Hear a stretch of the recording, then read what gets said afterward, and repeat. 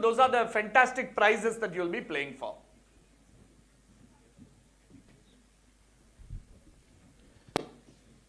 Right, are we ready to get going with the quiz? Okay, we'll first need some sheets of paper for each table, please. We'll just need a sheet or two of paper for each table, and do you all have a pen with you? Yeah? There may be some writing that you might have to do.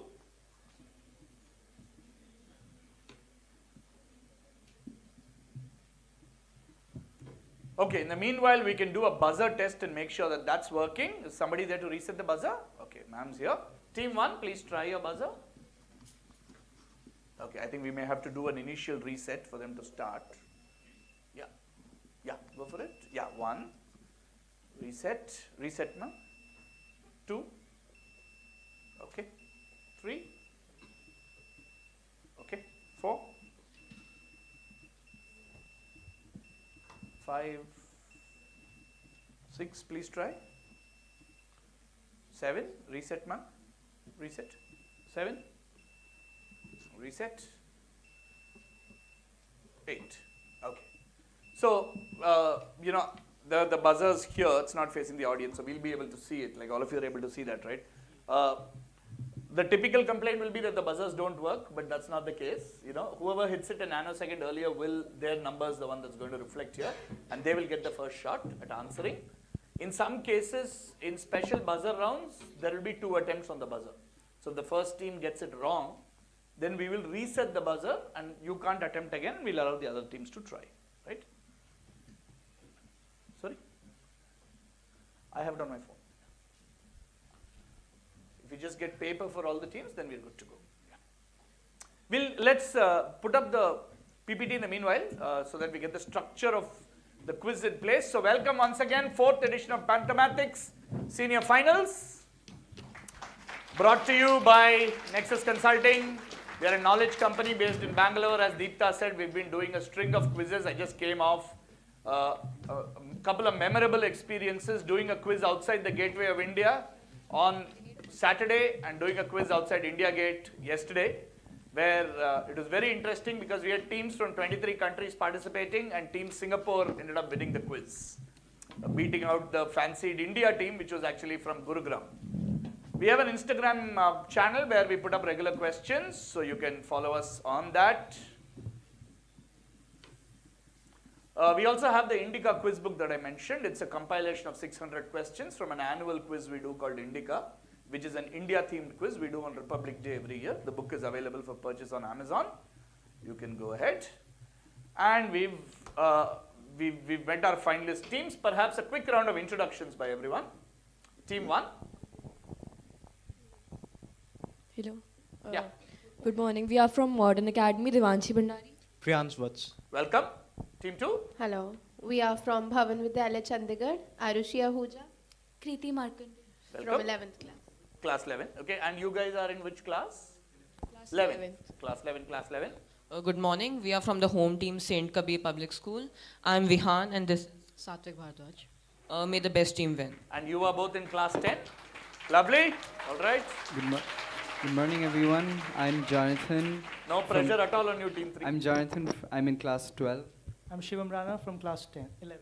Welcome. And we're from Mount Carmel School. You're sure you're in 11th or 12th? Okay. All right. Hello. Good morning to one and all present here today. We are from Chitkara International School. My name is Ishanika Kohli. And hi, I am Palak. Welcome. Hello everyone. We are from CLDAV Public School and I'm Prisha Kohli. And I am Anushka. Which class? Class 11th. Class 11. Welcome. CLDAV. Good morning, everyone. I'm Harshit and my teammate is Guneet. We are both from 12th Commerce, and we both were here last year, and we know what all this quiz has to offer. So we're really excited about today, and best of luck to all the teams. Welcome back, and hopefully you'll do well since you've already been at this quiz. Learning Paths. Good morning. We are from Learning Paths. I am Suman.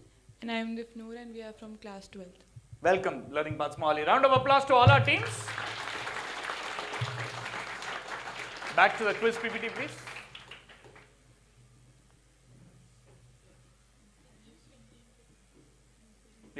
Quiz has 5 rounds. We begin clockwise, starting from 1 to 8. We do a buzzer round. We have a grid round, which is a special round. And then we do another anti-clockwise and end with the buzzer. The clock and anti-clock questions have 10 questions each on infinite bounce. The buzzers have 5 questions each. And the grid round is 1 direct to each team. Right? So a total of about 30, close to 40 questions in the quiz. And we should keep some good time. We are a little behind schedule. So, don't keep philosophizing like some Greek philosopher. Move it on and give us an answer, right? And I will give you enough time on the direct, but on the pass we'll be a little stricter, right? So on the pass we expect you to answer a little quickly. If you are pressing the buzzer at any point for anything, we expect you to answer immediately. Please don't press the buzzer and then start thinking. I'll give you a minus, promptly on that. Okay, welcome everyone, and all of you watching on the live stream, welcome to all of you too. Let's go to the first round clockwise. 10 questions, infinite bounce. I don't know if you're familiar with the format. Infinite bounce means the only assigned question of this round is first question to team 1, after which the questions will pass in clockwise order. Whoever answers the question, let's say team 4 answers that question, the second question will come to team 5, right? This way questions move around randomly. There's the luck factor is slightly mitigated because of this. And you get 10 points whether you answer on the direct or on the pass. If there are 2 parts, we will give away part points as applicable. No negative marking at all. However, we have a concept called buzz and write. If it's team 1's question and team 6, you think you know the answer and you're not sure it's going to come to you, you can hit the buzzer and write the answer down. Since you're attempting it out of turn, if you get it right, you get the same 10 points, but if you get it wrong, you get a -5. That's only if you press the buzzer and write down the answer out of turn, right? And you can do this only once in this round. And you can't do it on your own question. Clear, right? So, no compulsion to use the buzzer at all. If you are half sure of an answer and so on, best to wait and answer on the pass. If you are 100% sure of the answer, then I would say go for it. Many questions will have 2 parts, in which case if you are going to do a buzz and write, you have to get both parts correct. If you get a part right and a part wrong, that will still be -5. Okay? So don't rush into it. And once you've attempted on the buzz and write once in this round, that's it. Your turn is done. Whether you've got a right or a wrong answer, you can go for it only once in 10 questions. Clear? Right. Question number 1, coming to team number 1, Modern Academy. 1931 to 1971, Empire State Building. 1971 to 1973, World Trade Center. 1973 to 1998, CS Tower, also called Willis Tower. 1998 to 2004, Petronas Towers. 2004 to 2010, X. Which building held this which building would come next in this list from 2004 to 2010? What would fill up the list at present from 2010 to today? I need 2 answers. Hold on, don't answer yet. We'll see if anybody wants to do a buzz on this. We need 2 building names. To give you an additional clue, both buildings are in Asia. The next 2 names, both X and the present one, are both in Asia. Right, you can go ahead, team 1. Nobody seems to be trying on the buzzer. No negative marking, freely guess. Oh, one sec, someone's gone for it in the nick of time. Team 3, write your answer down, please.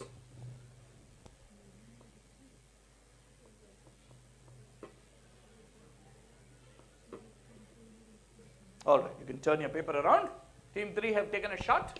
Go for it. For the present, I suppose it's the Twin Towers.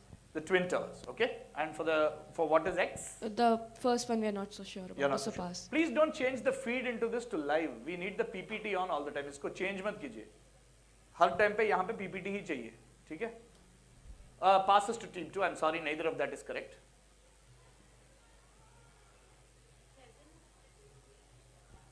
Present, I guess it's Burj Khalifa. Burj Khalifa. What was it from 2004 to 2010?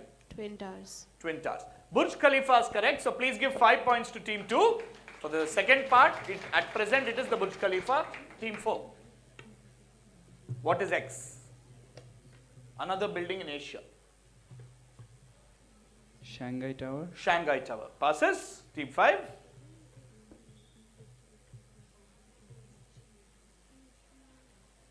No? Okay. Team 6, you want to guess? We'll pass. You'll pass. Team 7? Pass. Pass? Generally, I think you should guess. Don't pass. There's no negatives. Pass. Make a guess. Come on. Any building you know in Asia that you think could fit the bill?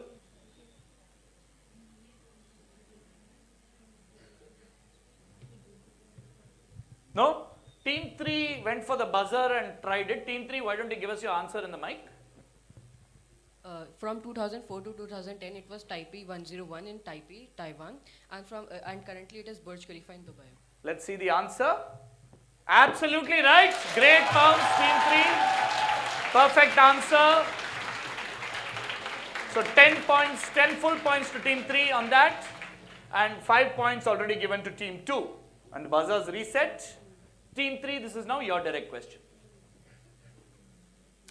During the 2023 Cricket World Cup that happened recently, these 2 seats at a particular stadium were decorated like this. Which stadium? You can either tell us the city or the name of the stadium, either is fine. Write it down, please. Write it down. Write it down. And why were these seats decorated like this? Okay. Why were the seats decorated like this? You want the entire auditorium to hear? Okay. All right. Okay, take it away, Team 3. So, is it Wankhede Stadium, and these were decorated to give tribute to the 2011 victory? What do you mean tribute to the 2011 victory? Why are these 2 seats decorated like this? Sir, probably for like the earlier former cricket players like Sachin Tendulkar and so on. Okay. Team 4. At the Narendra Modi Stadium in Ahmedabad. And why are these decorated like this? We don't know why. Okay. Yeah, the answer to everything is not the Narendra Modi Stadium. So let's pass to Team 5. Wankhede Stadium. Kapil Dev and Sachin Tendulkar. Okay. Team 6. Sir, the stadium is the Narendra Modi Stadium, and they were decorated for Narendra Modi and the other chief guests. Okay. That's quickly passing it on. Team 7. Sir, it is the Wankhede Stadium, and one is for Sachin Tendulkar and the other hero. Okay. Sir, the stadium is Narendra Modi Stadium in Ahmedabad, and we don't know the YC. Okay. Team 1 pounds. Team 2. We think the stadium is from the city Chennai. Chennai. Okay. And one seat is for Sachin Tendulkar, other is for Kapil Dev. Okay. Sachin Tendulkar and Kapil Dev. Team 3 said Wankhede Stadium, which is correct. So please give them 5 points. Let's ask the audience what, why. Yes, go ahead. Yeah. That is the right answer. The winning 6 which Mahendra Singh Dhoni hit, this sixer landed at that particular seat over there in the Wankhede Stadium.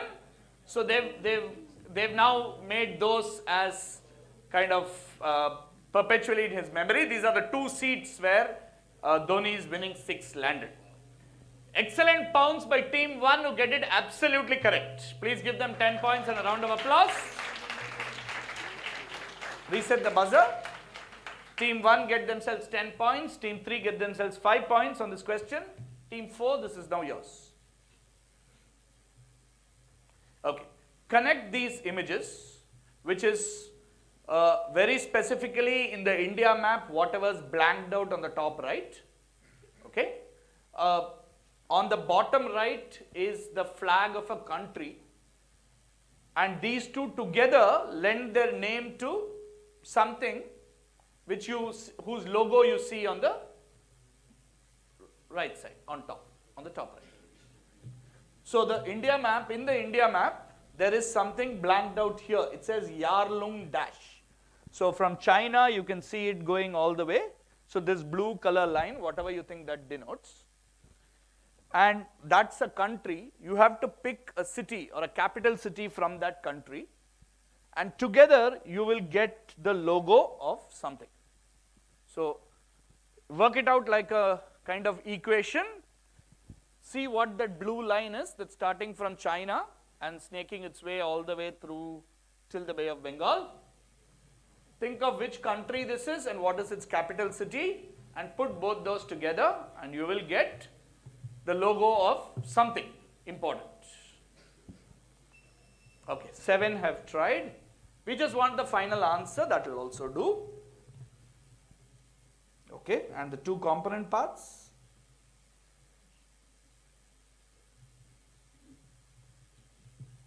All right. 7 have taken their shot. Team 4, on Kamal, go ahead.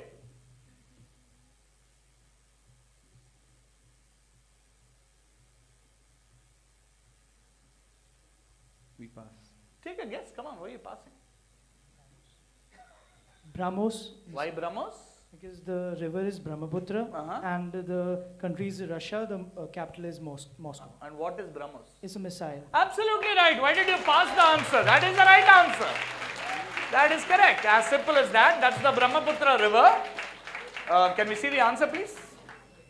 That's the river Brahmaputra. That's Moscow. And the word Brahmos comes from Brahmaputra and Moscow put together. Well done. For team 4, 10 points. Excellent pounce by team 7, Bhavan, who get 10 points. 4 and 7, 10 points. Chitkara, team 5, your question. Lush Cosmetics is a US-based firm known for its quirky products. In 2015, they released a vegan wax that was meant for a particular part of the body. It has a mild woody aroma and helps soften split ends. For which part of the body is this wax meant? Which infamous individual from South India is the brand named after? As an additional clue, there was recently a kind of documentary on one of the OTT channels about this infamous individual. I think on Netflix.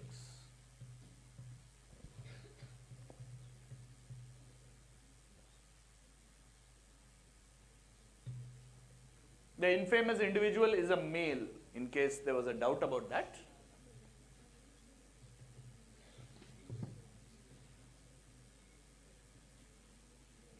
If you get who the individual is, you will surely get which part of the body it is.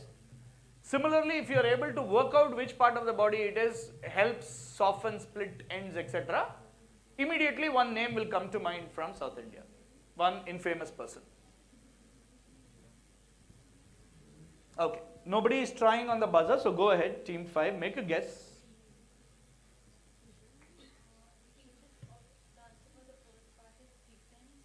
What? Split ends of what? Hair, okay. And who's the person? Well, some guess. Infamous person. No? Okay, passes. CLJV?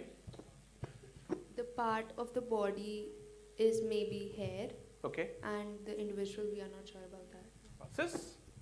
Part of the body is maybe the scalp and the individual is Veerappan. Veerappan and scalp, okay. Part of the body is hair only, hair split ends of her hair, and we don't know them. Team 1. The part of the body is the scalp, and we are not sure about the individual. Okay. The part of the body can be underarms. Okay. And we're not sure about the individual. The part of the body can be hair and the person can be Rajnikant. Rajnikant, okay. Why are you calling Rajnikant infamous? He is actually really famous. The part of the body can be the head or the scalp. Okay. And we don't know about the person. You don't know about it. Okay. Team 7, after giving the right person's name, you unfortunately gave the wrong body part. You'll get 5 points for saying Veerappan, the notorious sandalwood smuggler Veerappan. What was very distinctive about Veerappan? His moustache, that's correct. Veerappan and his moustache, right? So he had a very distinctive moustache.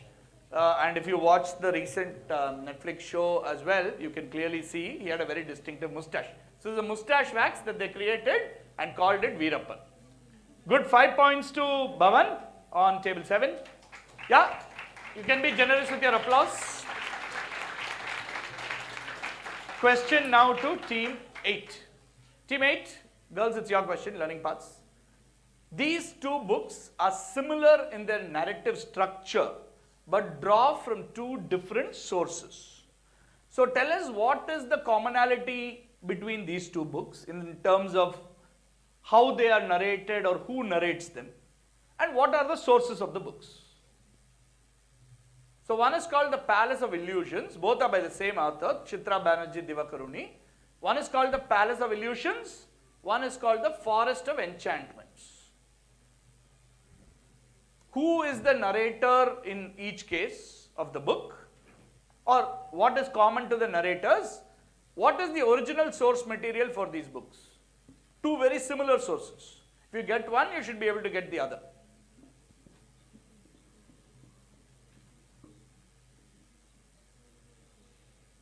So there's a useful clue there as well. It says a radiant entree into an ancient mythology, virtually unknown to the Western world.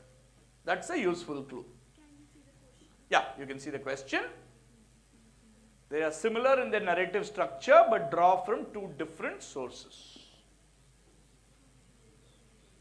And there's an additional clue about mythology over there. So think of the most famous mythology things from India that you know. Look at the images again.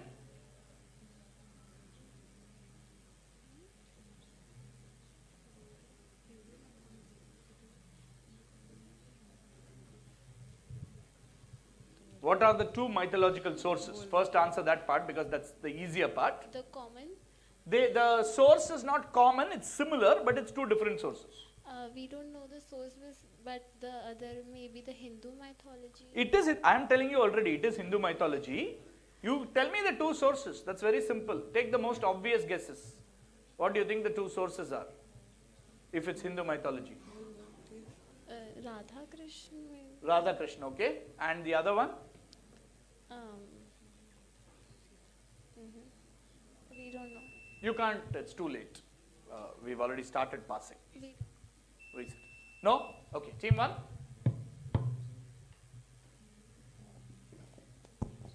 Well, we are not much sure, but we can definitely try. Yeah, sure. May. Signal's gone. Back. Yeah. Maybe one is from Ramayana and another is from Mahabharata. Abid, you need to change the view there. One is from Ramayana, one is from Mahabharata, all right? And the commonality is simply Indian wars, like historical wars. That I've already told you. What is the commonality from a narrator perspective? Who narrates these works, or from whose perspective are these works written? We are not so sure about the narrator, but I think it's from the perspective of Draupadi. Would be one, and therefore the other would be? And the other would be Valmiki maybe. I'm saying both the narrative structures are similar. So if you think one is narrated by Draupadi, who do you think would be narrating the other?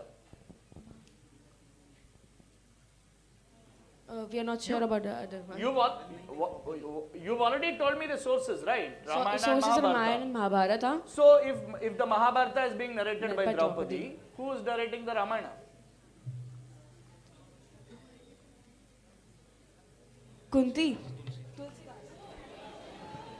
Okay, I'll unfortunately have to pass it on. So the Palace of Illusions is narrated by Draupadi. It's about her palace at Indraprastha, which is known as the Palace of Illusions. And the second is narrated from the perspective of Sita or Vaidehi. Absolutely right. That's all we wanted. I can't believe team 1 that after having got so far, you just dropped out and gifted away the points. But yeah, so these are two very interesting retellings of the Ramayana and the Mahabharata from the female protagonist perspective. So the Palace of Illusions is a narrative of the Mahabharata from Draupadi's perspective, and the Forest of Enchantments is a narrative of the Ramayana from Sita's perspective. That's correct. So full 10 points to team 2, and we'll give 5 points to team 1. Okay, 5 to 1, 10 to 2. Team 3, yours. The London Mosque at Wandsworth welcomed some visitors in the early 1930s. The Imam was Maulvi Farzand Ali, who 10 days earlier had conducted the evening prayers over the body of Maulana Muhammad Ali, one of the visitors. The Royal Institute of International Affairs at Chatham House also opened its library to these visitors. So these were visitors from Asia, roughly, as you can figure out, with names like Maulana Muhammad Ali. Why were these visitors in London in the early 1930s? Specifically, what was happening? I need a two-word answer from Indian history. Several Indians, undivided India as it was at that time, prominent Indians were in London in the early 1930s. Why? Simple, straightforward history. We've just added some masala to the question, but this is all. Hold on. Does anybody want to buzz? No? Okay, go for it. So the visitors was probably there as the allies of Mahatma Gandhi, and they were there for the round table conference. Excellent answer. Absolutely right. Round table conferences.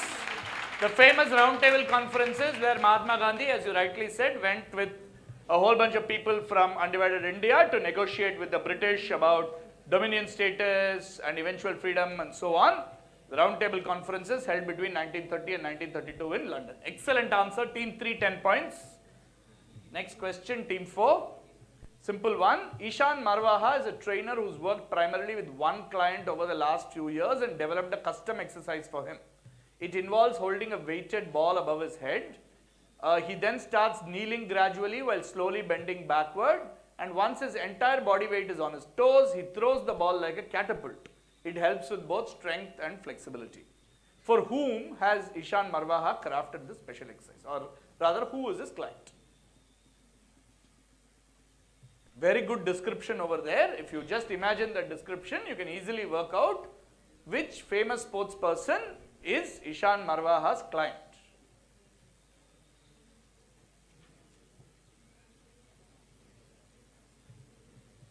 Kneeling gradually, bending backward, entire body weight is on his toes, throws the ball like a catapult. Anybody trying? I thought somebody will surely go on the buzzer on this. Nobody seems to be taking a chance.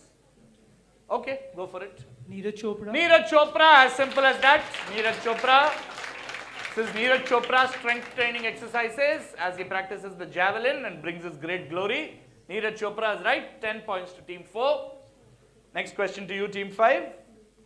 Zipline is a company that has revolutionized a particular process with the help of drones. It operates primarily in the remote regions of Rwanda and serves over 500,000 people. What does Zipline do? So they use drones for something. Take a simple guess. What do they do? What do they use the drones for? Hold on. We'll just check if anybody wants to pounce. You haven't tried already, team? Yeah, you can't try again. 1 have already tried, 3 have already tried, and 7 have already tried. Those 3 teams can't try again, but it's open, the pounce is open for the others. You may look at the fact that it's Rwanda, like a remote, as it is a remote country and a remote region in Rwanda. Look at some of the imagery there. The visuals are there for a reason, they're fairly useful. Okay, nobody's trying, go for it. Team 5. You have to give me one answer. You decide and give me one answer. What do they use the drones for? To remote regions of Rwanda, serving over 500,000 people. What do they transport? Final answer. Is the right answer. Take your points. Medicines is right. Well picked. They specifically transport blood, but medicines is also fine, like the slide says. So it's being called Uber for blood. It's a Silicon Valley robotics company, and they're taking medicines and blood supplies to remote hospitals in Rwanda using drones. That's a good answer. I think that deserves a round of applause. 10 points to team 5. Team 6, CLDAV, yours. This 1900 novel is notable for its detailed portrait of the people, culture and varied religions of India. According to a reviewer, the book presents a vivid picture of India, its teeming populations, religions and superstitions, and the life of the bazaars and the road. It has a very short title. Okay? This short title is also a first name of various famous people. One of them is someone who gained initial fame as Paris Hilton stylist and has later become a singer, internet celebrity, fashion model, all of it. The second is a generation of megalomaniacs, which is essentially rulers of a particular country in Asia. right? There's one very isolated country in Asia which has been ruled by one family. If you know the first name of that family, that is also the title of the book. Again, if you know who this lady is we're talking about, who started off as Paris Hilton's stylist and later became like a, she belongs to a large family, and she herself is a big internet celebrity, fashionista, singer, you know, all of that.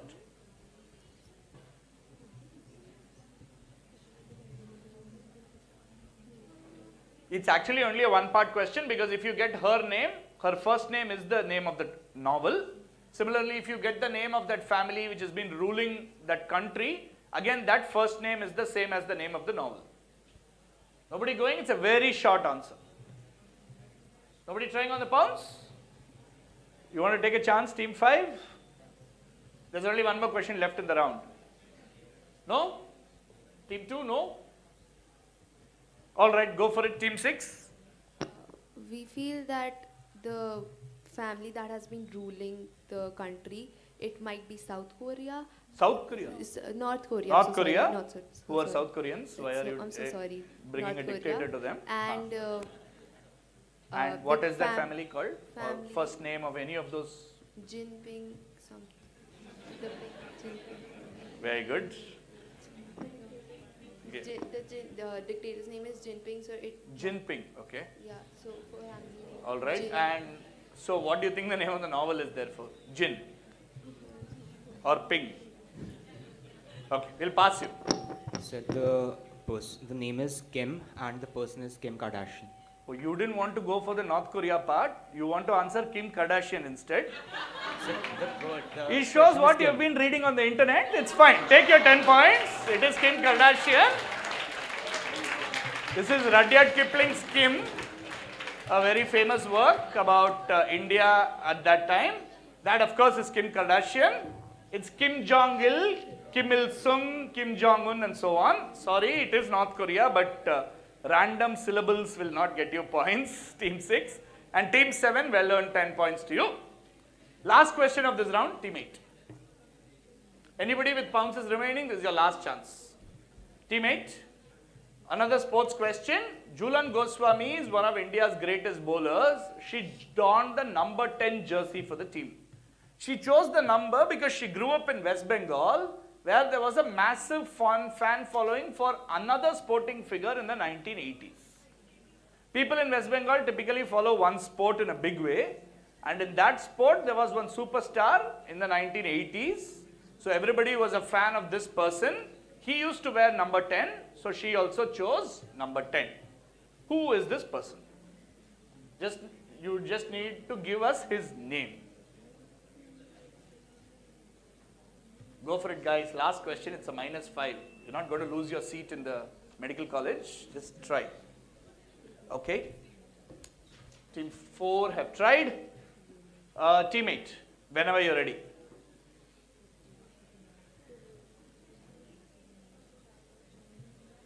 No guess at all? Team 1? Sir, Baichung Bhutia. Baichung Bhutia, not in the 80s. Team 2? So we're not sure about the person, but we think the sport is football. Sport is football, I can tell you. Who's the person? Not sure. Take a guess. Do you know any names? Any older names? Famous ones? Not in the 1980s era. Any Not name that you from know, them. give it.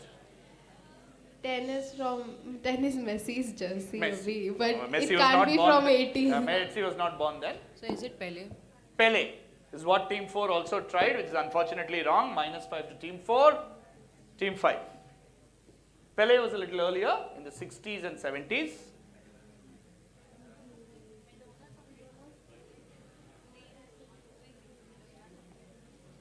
You want to modify? Huh? Maradona, that's the right answer. Well remembered in time. Team 5, Diego Maradona of Argentina. That's correct. Answer please.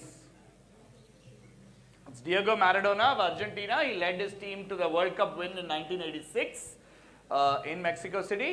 That's Diego Maradona. He used to wear number 10. So West Bengal, of course, huge football following state. Typically loyalty split between Brazil and Argentina. Right, end of the first round. Let's take one quick look at the scores. Before that, a couple of audience questions. Audience, this person always had visitors. Through the almost 64 years of her reign, several Maharajas and merchants, Hindu and Muslim reformers, princes and princesses went to see her. One such merchant was Tagore's grandfather, who joined the royal party on a state visit to Scotland. She made a sketch of Tagore Sr. in her journal with a comment describing his native dress as beautiful shawls with trousers in gold and red tissue and a tartan. Who drew this sketch? Who are we talking about? Come on, audience, anybody trying? A very, very famous figure from history? Yes. Queen Victoria is the right answer. Well done. It is Queen Victoria, and that's the sketch she drew of one of her visitors. Yeah, let's see the scores. All right, early days, but we have team 1 and 2 on 15. Team 3 in the lead on 25. Team 4 also on 15. Team 5 currently on 20. Team 6 and 8 yet to open their account. Team 7 in the joint lead on 25. So Team 3 and Team 7, Saint Kabir and Bhavan, are both in the joint lead. Let's go to our buzzer round.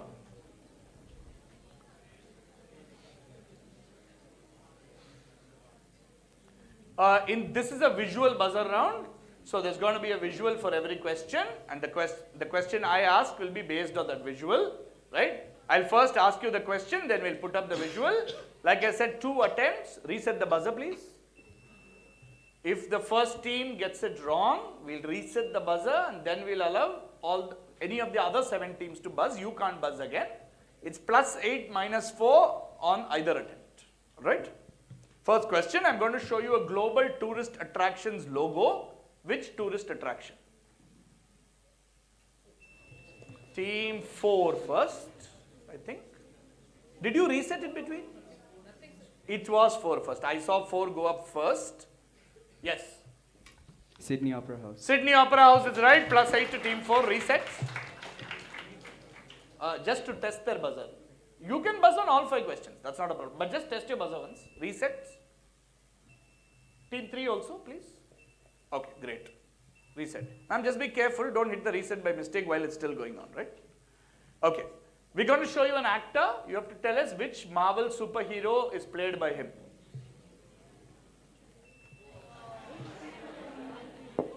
Why are we getting, we're getting multiple buzzers and then multiple numbers on this, and then it's settling down at one number finally. I'm not able to see. Is there a way to, yeah, you can do the sequence? Yeah, please. You will get the first one who clicked. Yeah, right now it says 0, so.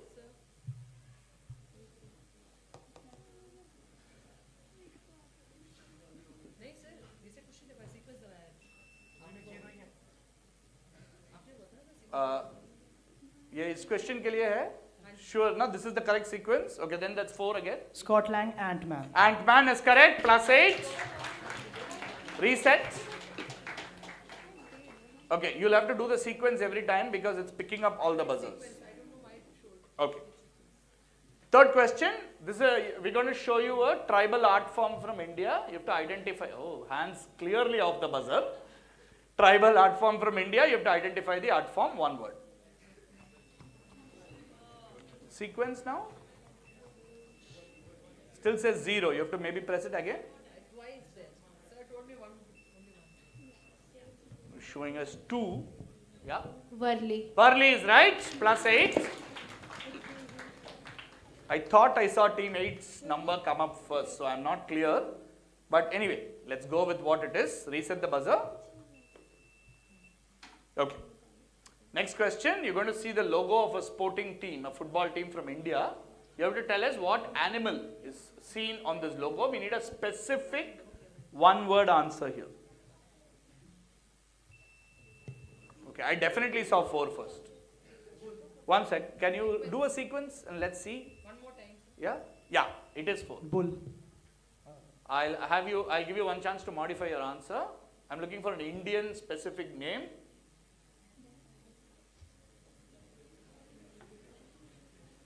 That's not a bull, I'm sorry. That's minus 4 to team 4. On the sequence next. Team 6.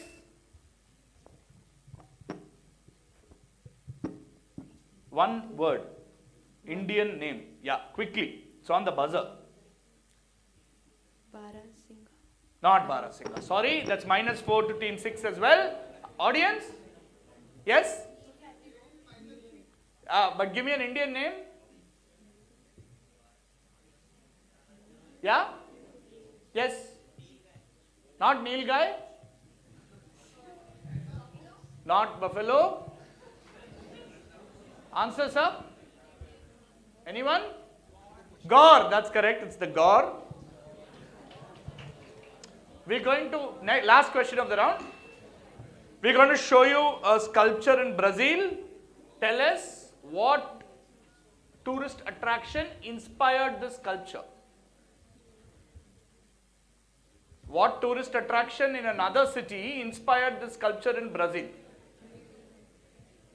Really? Is nobody going for it? Okay.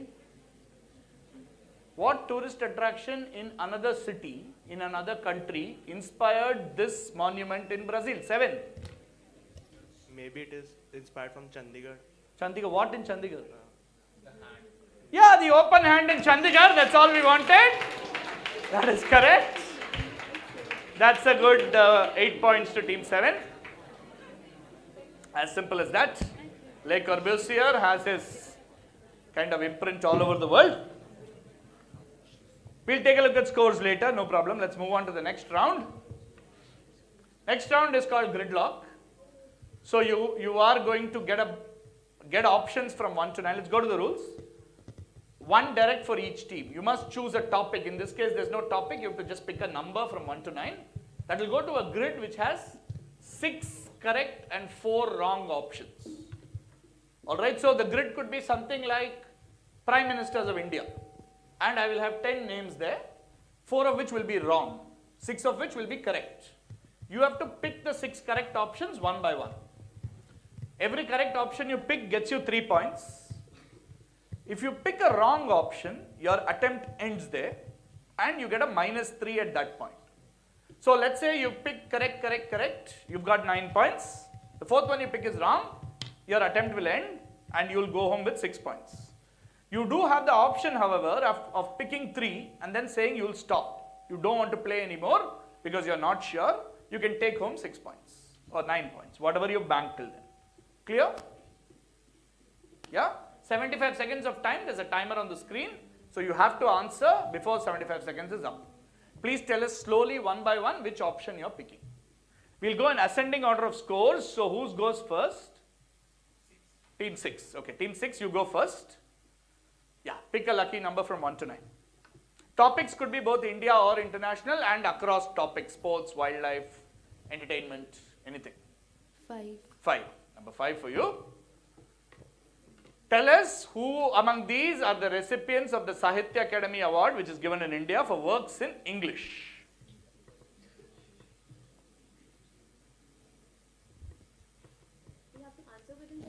Yeah, you have to start giving me options already so that we can start clicking there.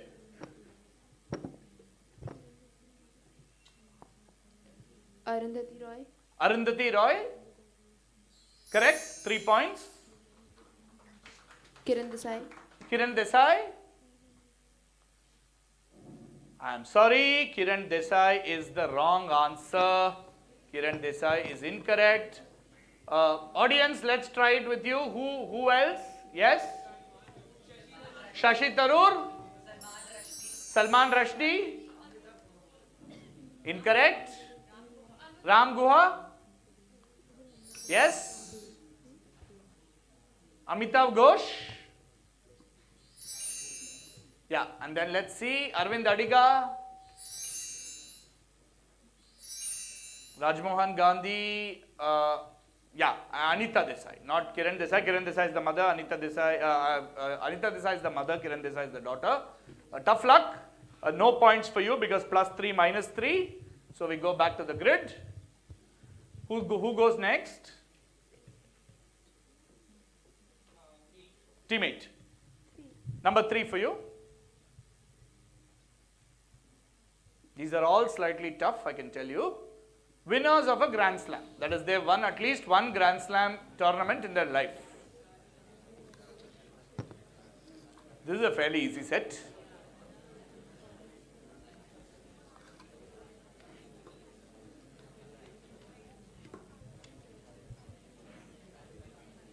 This is actually the easiest of the lot. This should have probably been in juniors, but okay.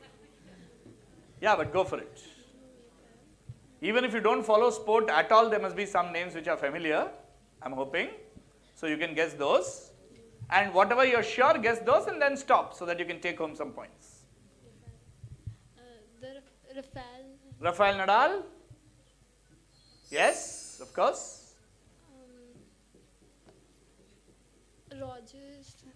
Roger Federer? Yes. You've got 2 correct.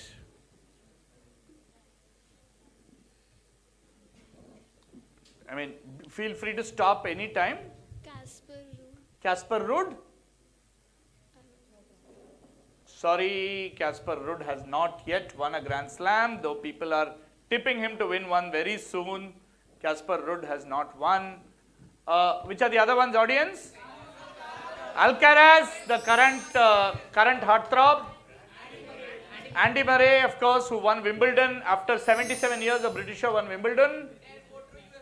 Yes, Juan Martin Del Potro on the US Open, correct. Daniil Medvedev, correct. That is correct. Yannick Sinner is an Italian, Andrei Rublev German. They all are promising players, but they haven't won yet. 3 points to teammate. 3 points. Who picks next? Team 1. 7. 7. Northeast Indian cuisine.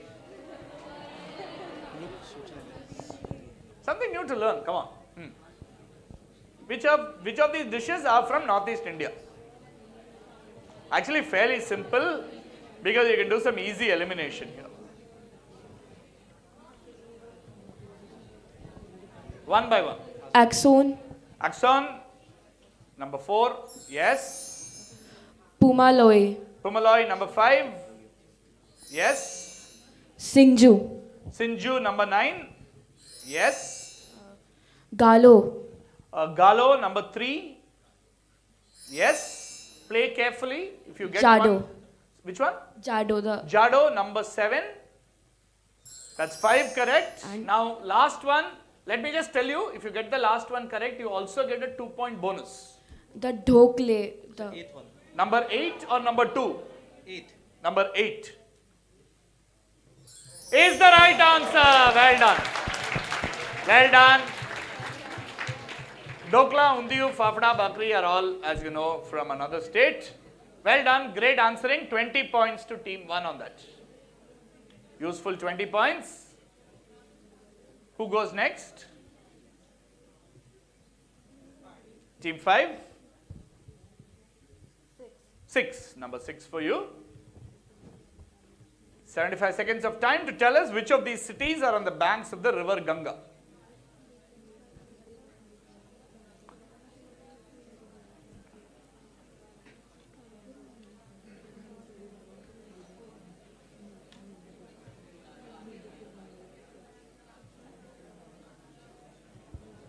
You can start answering, please.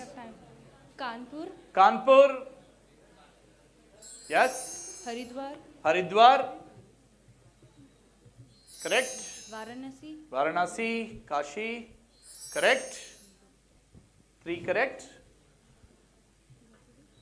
You can exercise your option to stop at any point. I'm just saying this repeatedly so that, you know, the 3 points can prove to be crucial in the end. That's it. Sure? You want to stop? Okay, 9 points then to team 5. Well done. If you have to pick 3 more, what would you pick? Bhopal. Bhopal? Guwahati. No. Guwahati? No. Patna. Patna. Yes, Patna is right. Any other guesses? Okay, let's. What are the other 2 answers, audience? Mirzapur and Ghazipur. Yeah, correct. Correct. Guwahati, of course, the Brahmaputra is closer, and Bhopal is in MP. Right? Who picks next? So that's 9 points to team 5. Cleverly played. Team 2? 2. Number 2 for you. Indian satellites. Simple. INSAT. INSAT. Number 3. Bhaskara. Bhaskara. Number 8. Kalpana. Kalpana. Number 5. Ravana. Which one? Ravana. Ravana. Incorrect. Ravana is the name of the first satellite of Sri Lanka. Sri Lanka. That was the trick over there to put in Ravana. Let's see the other answers. Apple, you think is right? No, it is right. Badr 1? Yes? No. Anasat? Make up your mind, yes or no? Yes. Ariel? No. Very good. Cartosat? Yes. It is Cartosat. And Prospero, no. Alright. So you got 2 correct and the third one wrong? 6 points. 6 points to team 2. No, they got 2 correct. INSAT and Bhaskara.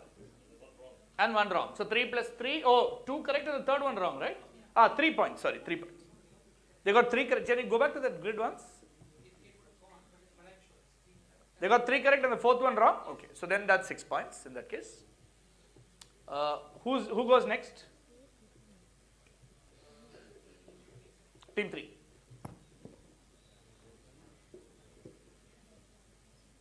Four. One second. Are you sure? Is team 3 going next? Okay. We choose 4. You choose number 4. Ladies who served as chief ministers of Indian states.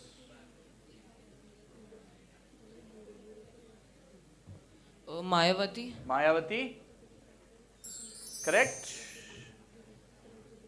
Mehbooba Mufti. Mehbooba Mufti. J&K. Correct.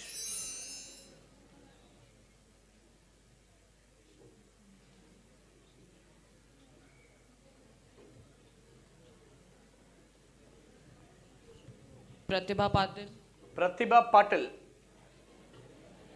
Oops, is incorrect. Sorry. Pratibha Patil, Srimati Pratibha Patil was the Honorable President of India at one point of time, but she never served as Chief Minister.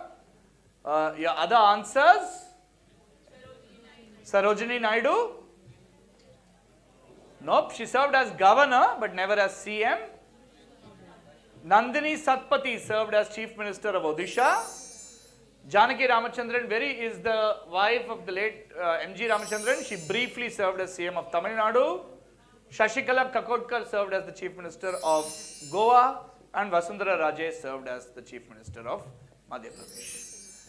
So that's the 6. So 3 points to team 3. Who goes next? Team 4. 8. 8. DC superheroes. Oh man, you got the sitter of the quiz. Batman. Batman. Flash. Flash. Green Lantern. Green Lantern. Superman. Superman. Lex Luthor. Lex Luthor. 5 done. Oops, it's wrong. 4 done. Not Lex Luthor. Lex Luthor is a villain. We wanted DC superheroes. Sorry. So that's 9 points to you. And the correct other 2 correct answers? Martian Manhunter and Homelander. I have no idea. You have to tell me. Omni-Man, is it? Okay, Omni-Man then. No, it's Hawkgirl. Okay. I have a little idea myself, but good 9 points to team 4. Okay, back to the grid. Only team remaining is team 7, right? Yeah, 1 or 9? 9. 9. Animals which are classified as monkeys. Specifically monkeys. Either New World or Old World as they call it. Specifically monkeys, apes are different. Just telling you, that's why we put this question in.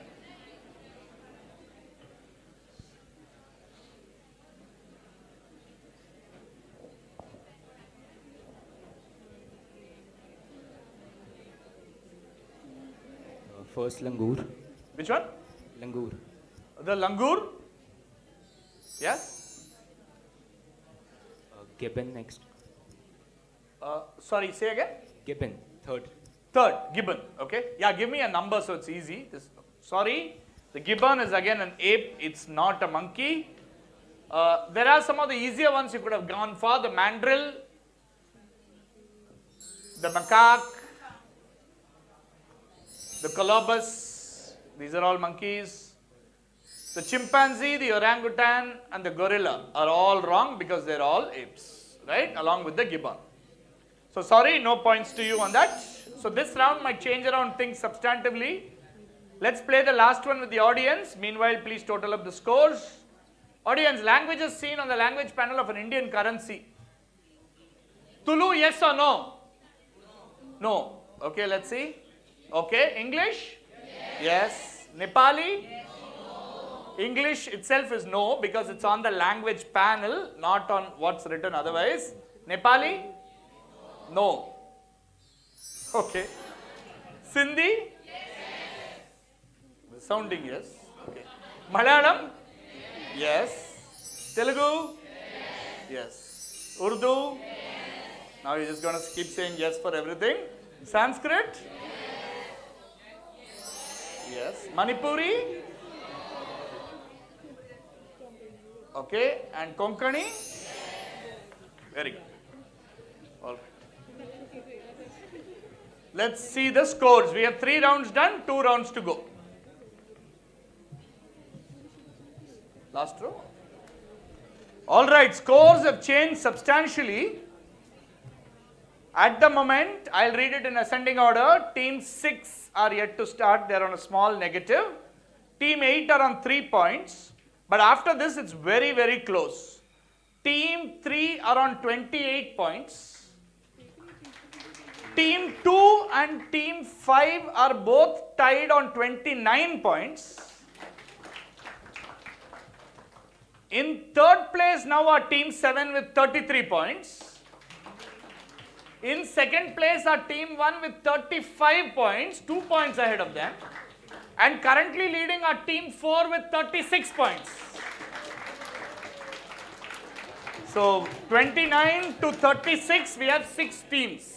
So anybody's game, 28 to 36. Only one question separating 6 of the teams. Very good contest. Okay, let's return to the quiz. One quick question for the audience. We're a little behind on time. The Jeronimos Monastery is located on the banks of the Tagus River in a suburb of Lisbon. A group of people led by someone stayed here for a night and prayed before setting off in 1497. When he returned 2 years later, he had with him a cargo of pepper that paid for his voyage 60 times over. When he died, he was buried at this monastery. Who was this famous explorer? Vasco da Gama, correct. Came to India, to Calicut. Okay, I think you move it on, please. Yeah, let's. Okay, about turn now, round 4, same rules as round 2. Questions on infinite bounds, except we go in reverse order, starting with team 8. 1 pounce allowed, so use the buzzer judiciously for when you know the answer. Right, team 8, your question. This memorial in Madhya Pradesh was unveiled in 1961. It depicts a mother with her 2 children. The 2 children are supposed to represent the states of Rajasthan and Madhya Pradesh. Which water body or natural feature does the mother represent? One word. Give me a name.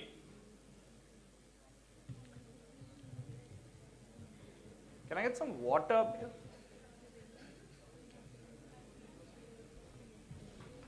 Thank you. Okay, nobody going on the buzzer?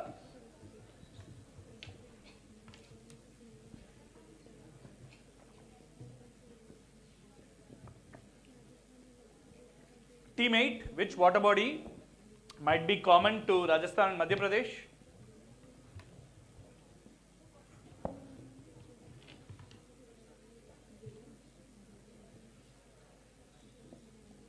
A little quick, please.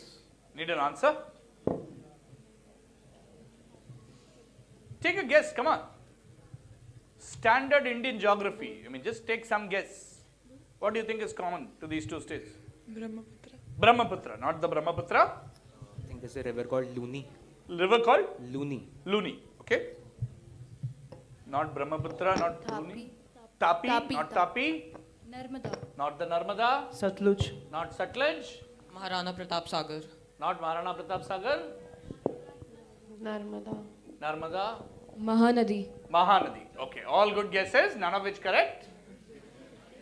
Answer, audience?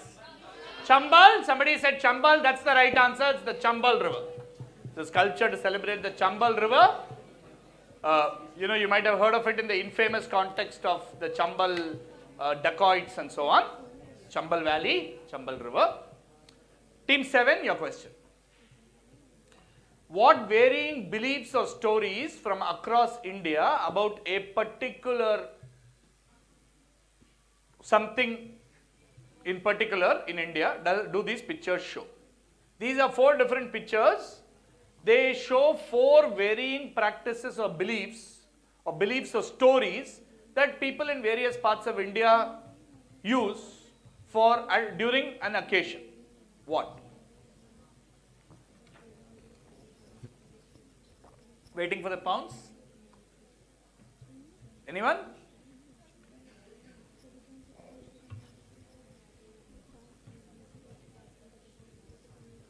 No. Okay, go for it. I think it's about Dashera because some places it is celebrated as Vijayadashmi and some like it's Dashera. Dashera. Passes?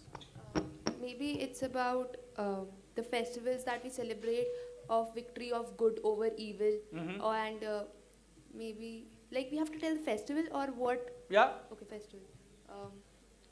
Dipavali. Dipavali. And what do you think? Can you explain any of these images? Well, we can see Ram and Sita coming back to Okay. that way. And also I feel there's... Who is emerging from the ocean in that, you think? Which one?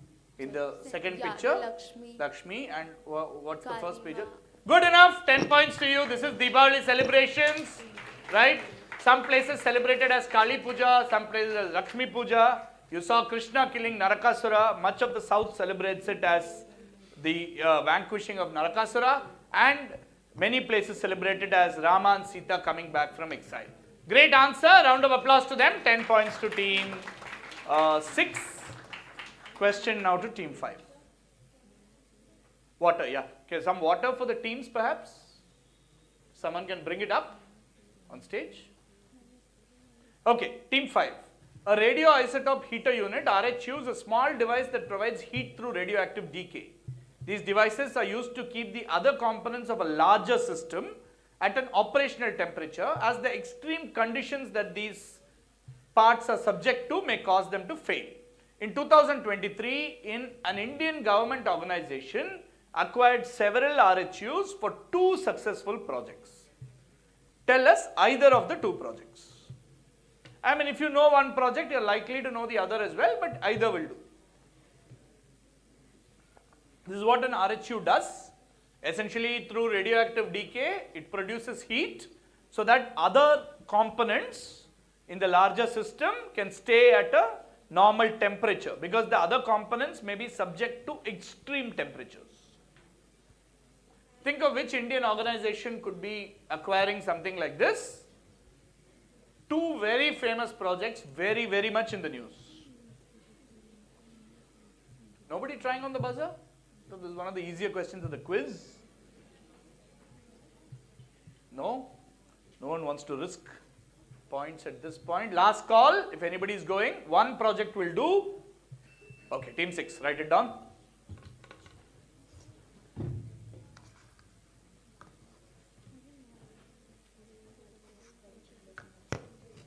Just give me a name. I don't need explanations.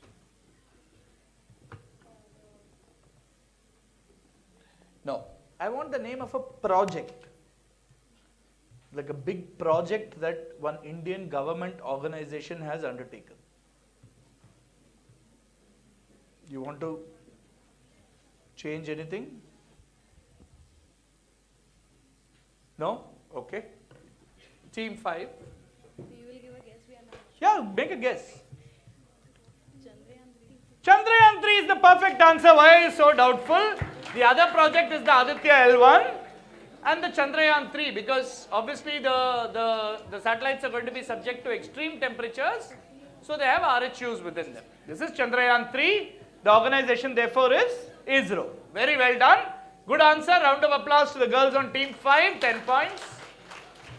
Unfortunately, -5 to team 6. Okay, so Chandrayaan 3 gets you 10 points. Team 4. These are two of the stadiums that hosted matches during the 2022 FIFA World Cup.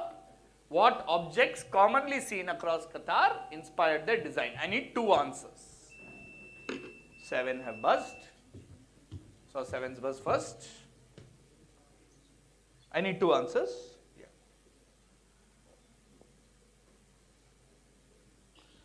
Okay.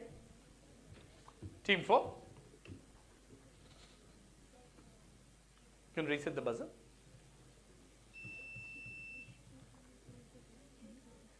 Yes, 2 common objects seen across Qatar and that part of the world. One is sand dunes. Okay, and the other? Take a guess, come on.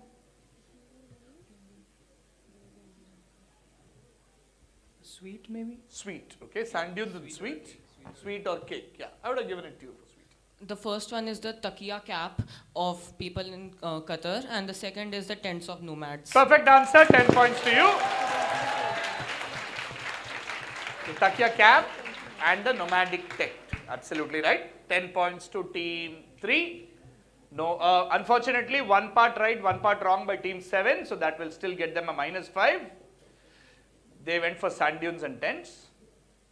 -5 to 7, plus 10 to 3. Question to team 2.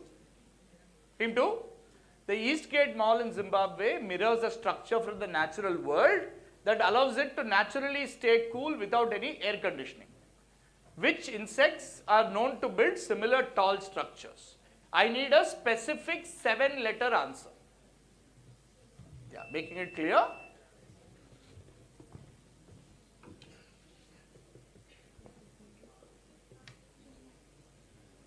Turn your sheet over. So this is a concept called biomimicry, where you take something from the natural world and apply it to the real world, to the human world rather.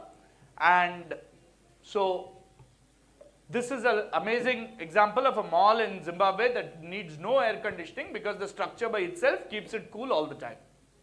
What kind of creatures build these tall structures? Is it beetles? Beetles. Nice try, not beetles. Sir, crickets. Crickets. Nice try again, not crickets.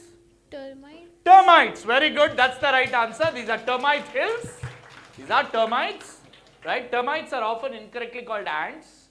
They are called white ants sometimes, but these are termites specifically. The termite hills or termite mounds, and the Eastgate Mall is said to mirror the termite mound. 10 points to team 8. Good pounce by team 3. Absolutely right. 10 points.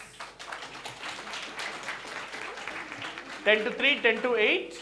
Question to 7.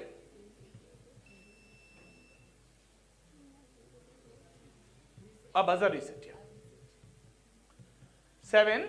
In the early days of South Indian cinema, most films covered stories from the Puranas, the Gita, the Ramayana and the Mahabharata.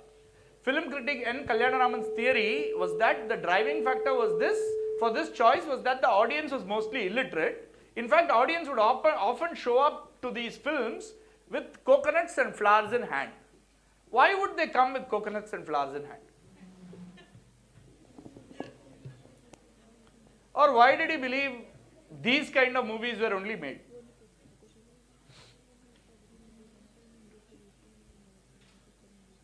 So most of the early movies, if you see, not just South Indian cinema, in fact Indian cinema itself, most of the early movies, if you see, would be like, you know, some story from the Bhakta Prahalad and some story from the Ramayana and the Mahabharata and Purana and things like that. Why? Audience would specifically show up with coconuts and flowers in hand apparently. Why would they do that? Very simple answer, nothing complicated at all. You can write it down.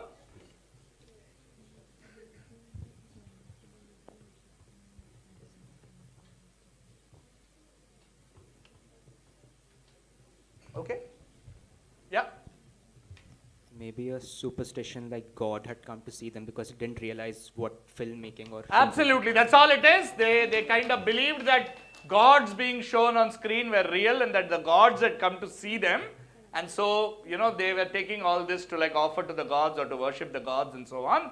So that's a good 10 points to team 7. I'll give you the points, 10 points to team 5.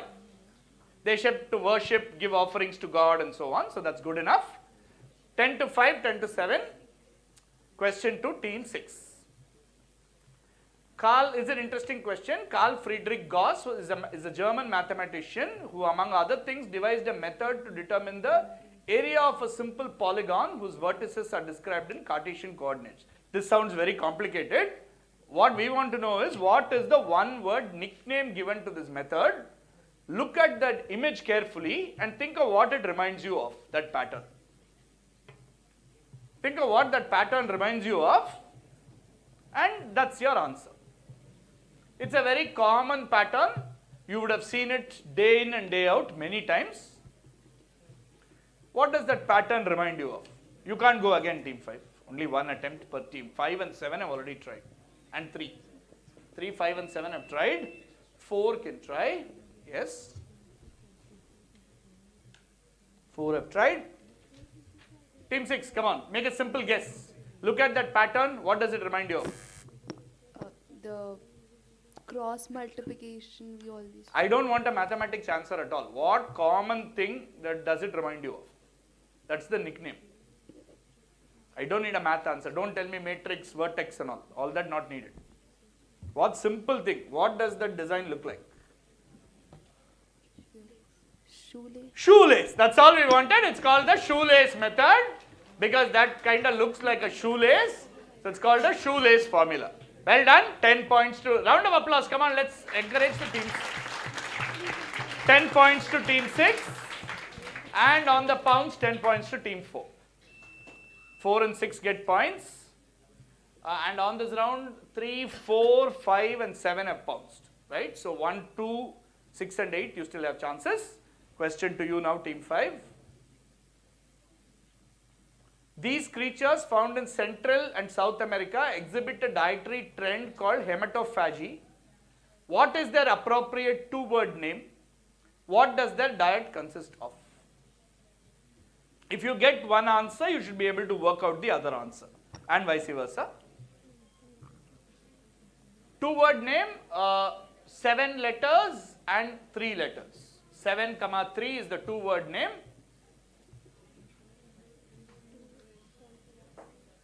And if you get that, you should be able to get what does their diet consist of. Or if you know Latin really well, you can work out from hematophagy.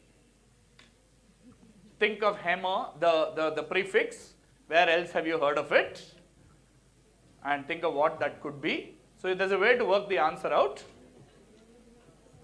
No one pouncing? So team 5, any guesses? 7, 3 for the creature and one word for what the diet is.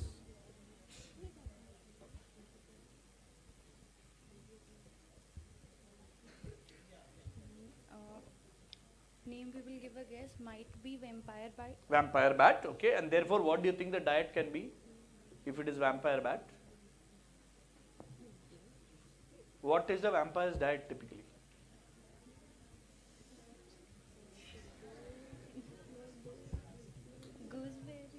Gooseberry. Okay. Vampire bat who has blood. Yeah, blood. That's all we wanted. Vampire bat.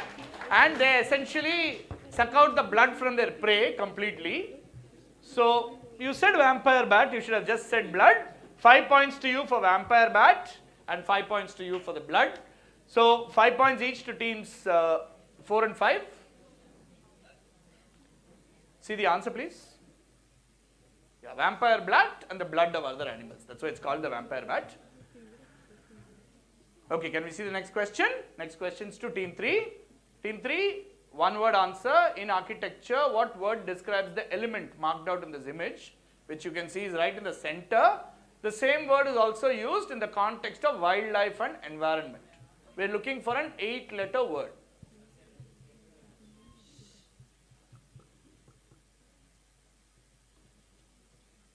Audience, please keep silent, especially loudly discussing wrong answers does not help the team at all.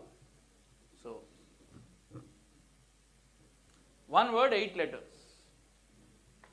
It's a word typically used to describe the most important element in anything. And in architecture, it's called so because, as you can see, that's one of the most important pieces. If that's not there, this arch will, kind of break or fall down. In the case of wildlife and environment, certain species are called dash species because without them being there, that entire ecosystem will not exist. So we need an 8-letter answer. Something common to the worlds of architecture and wildlife. Okay, nobody is pouncing. Team 3. So the conservation. Not conservation. Team 2. Can't really think of anything. Okay, team 1. This is a slight tough question. Tertiary. Tertiary. Nice guess. Nice guess on tertiary. No? 7. Pass. Pass. 6. Pass. 5. Pass. Pass. 4. Apex. Nice guess. It's a word very similar to apex. It's actually a synonym for apex. But we want an 8-letter word. Yeah, I'd already said. Okay, for no points you can guess if you like. Appendix? Not appendix. Audience? Keystone. That is correct. Keystone. So keystone, so that thing is called a keystone, and these are keystone species. So they have a big effect on the environment that they are in if the keystone species get disturbed.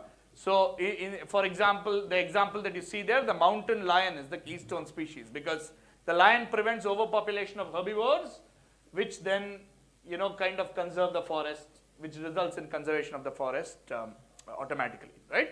So keystone. Okay, last question of the passing round to team 2. Then we just have 5 buzzer questions and we're done. Team 2, how can we have a quiz here without a question on Le Corbusier? We've already had one. Here's the second one.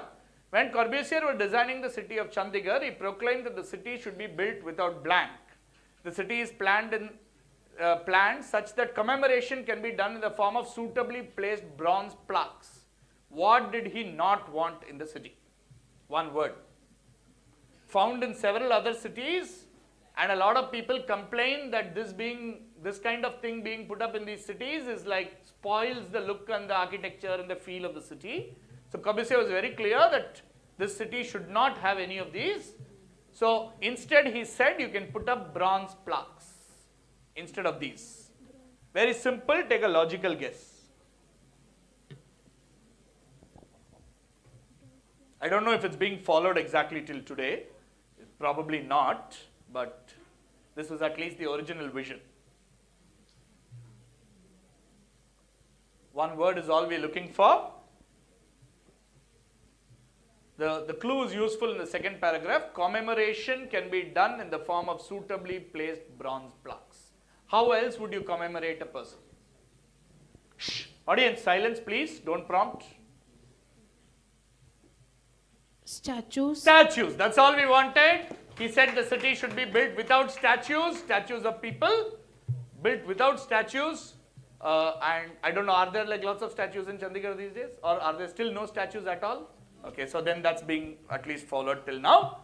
So well done. That's 10 points to team 2. With 5 buzzer questions remaining, folks, let's take a look at the scores of Pantomathic's 4 senior edition. Very, very close contest going on. Team 6 on 11 points. Team 8 on 13 points. And after that it becomes really close. Team 1 on 35 points. Yeah, you can applaud for all the teams. Team 7 on 38 points. So the lead is again changed. Team 2 on 39 points with that last answer. Right? But the top 3 at this point of time are Team 3 is currently in 3rd place with 48. Team 4 is in 2nd place with 51. And 3 points ahead are Team 5 with 54. Okay, the lead in this quiz has changed at least 4 times in 4 rounds. So the final buzzer rounds coming up. So be very careful. +8, -4. So Chitkara, Mount Carmel, St. Kabir, Bhavan, all of them in the frame. Nothing is going to come on screen. I'm just going to read it out. Right?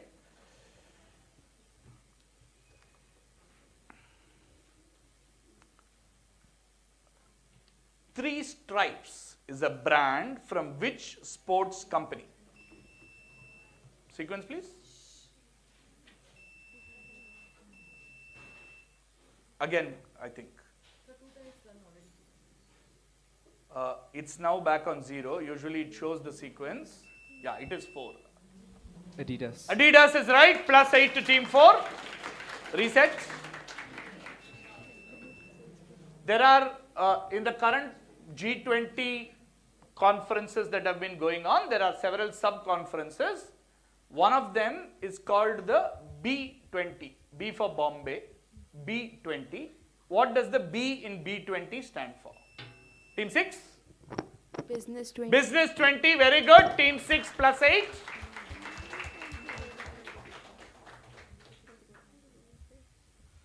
Which popular dish, a gravy dish, is believed to have been created at the Moti Mahal restaurant?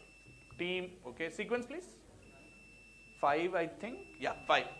Butter chicken. Butter chicken, very good, well done. Butter chicken is right. It was the most ordered gravy dish on Swiggy in 2022-23. Butter chicken, well done. What is the name of Shah Rukh Khan's upcoming film directed by Rajkumar Hirani? Team 4? Donkey. Dunki, that's correct. Well done, +8 to you, Team 4. On Dunki. Last question, but before that, a round of applause to all our teams. It's been wonderful quizzing. Quiz has really swung like a pendulum with fortunes changing round after round. Which word that features in the name of an 1850s event is a corruption of an Indian word for soldier? Which word that features in the name of an 1850s event is a corruption of an Indian word for soldier? Team 2? Sepoy is correct, as in Sepoy mutiny comes from Sipahi, the English word Sepoy. Very good. That's the end of the quiz. Boys and girls, ladies and gentlemen, that's the senior finals of Pantomathic's edition 4. Great showing by all the teams.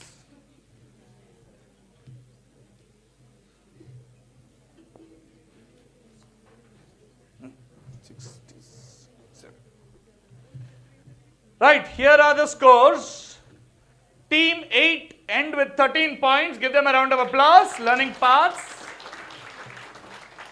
Team 6 CLDAV end with 19 points.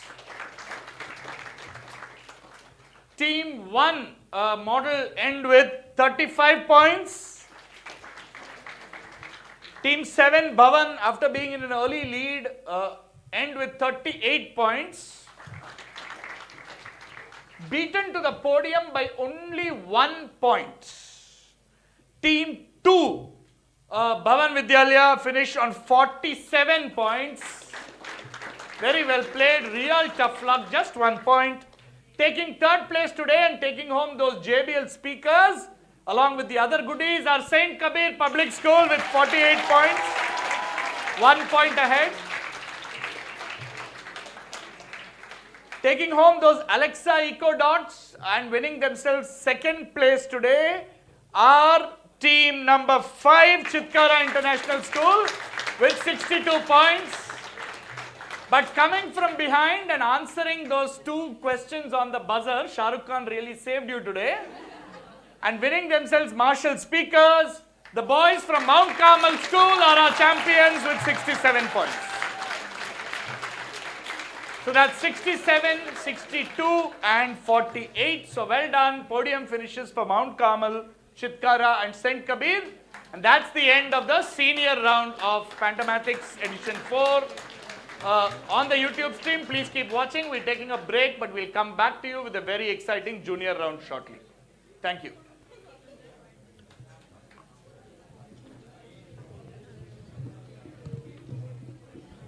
Congratulations to all the winners, and to those of you who did not make it, extremely well played.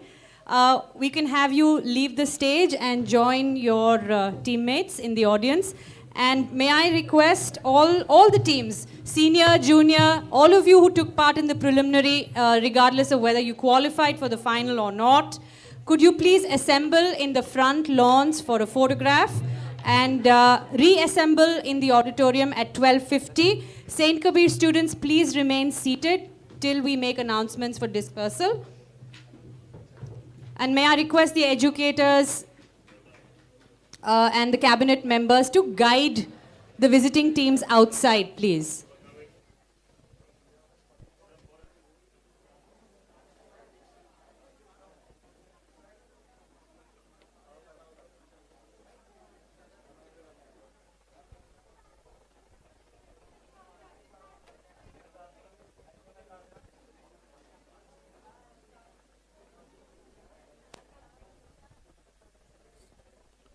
This is the juniors. Okay, got it. Oh, good. And it's okay to take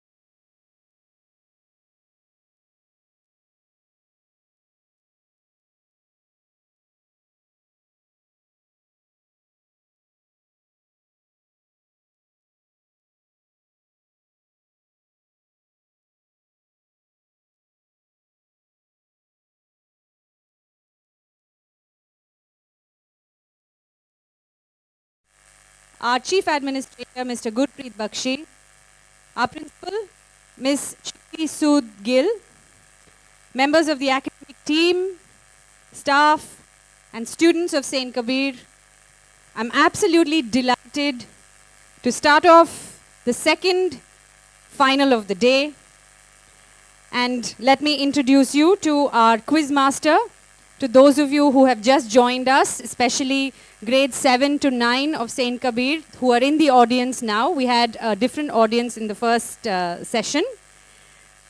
So, Venki Venkatesh Srinivasan, the gentleman on my left.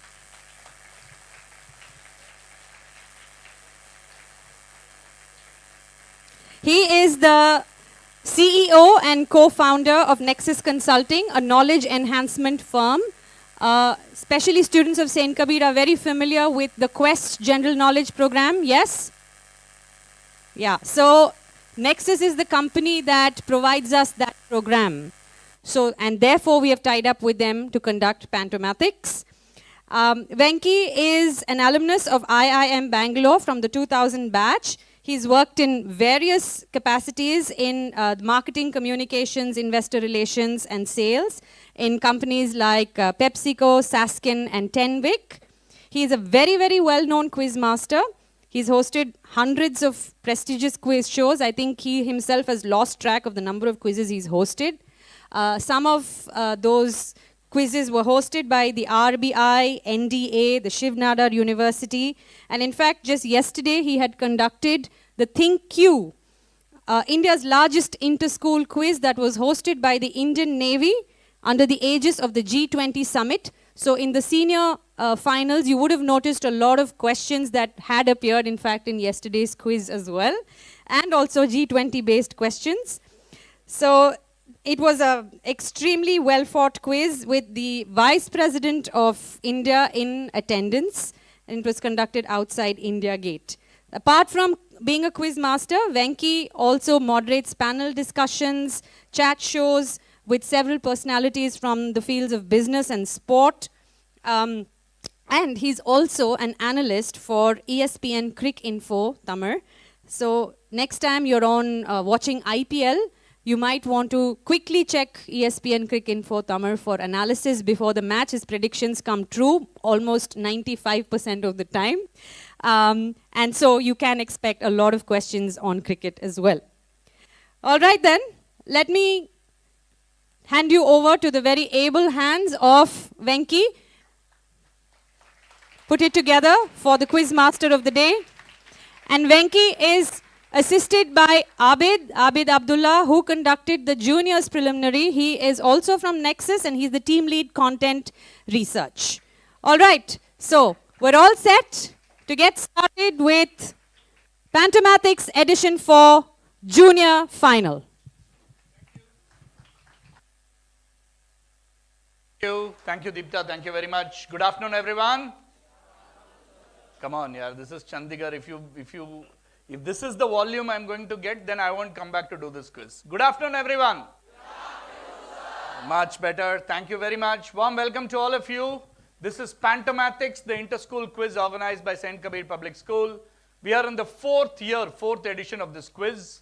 The quiz actually started off during the pandemic days, where we started it off as an online quiz, but over the last 3 years, it's of course happened as a physical event, and it's been wonderful to see students from several schools from across the state come over here. It's getting bigger and bigger every year, and next year you might find teams from various parts of the country who might actually travel here to take part in the quiz.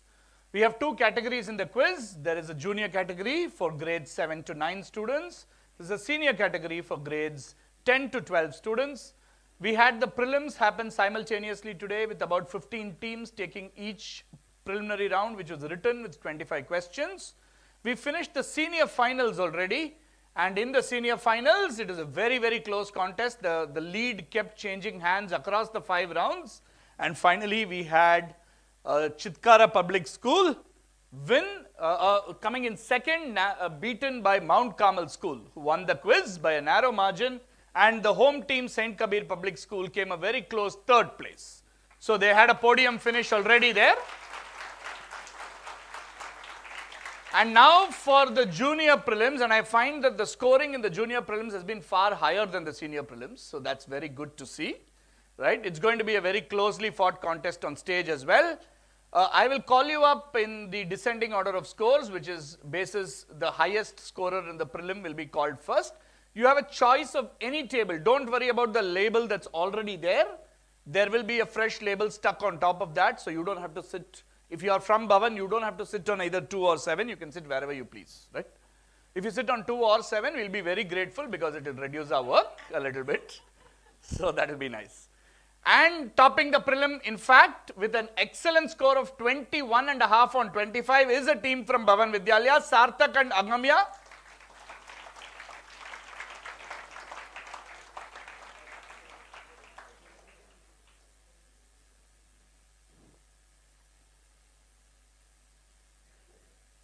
Table number 7. How nice of you. Thank you very much.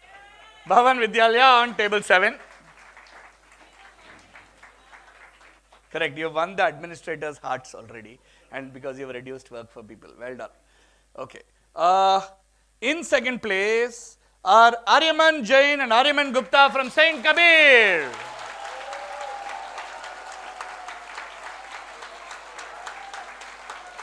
Familiar faces on this stage. I think you won this quiz probably in the past a couple of times. You had a podium finish last year. Okay. And they're also being very nice to their teachers because they don't have much of an option. They picked number 3. So Saint Kabir on 3.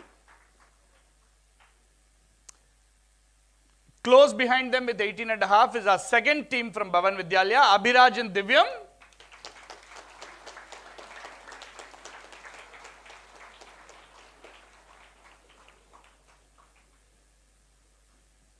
Number 2? No, number 4. All right. Number 4, Bhavan Vidyalaya second team. Abhid, you're getting that, right? Okay. Right. And qualifying next with 15.5 are Sopin School Chandigarh, Pratik and Jabji. Welcome.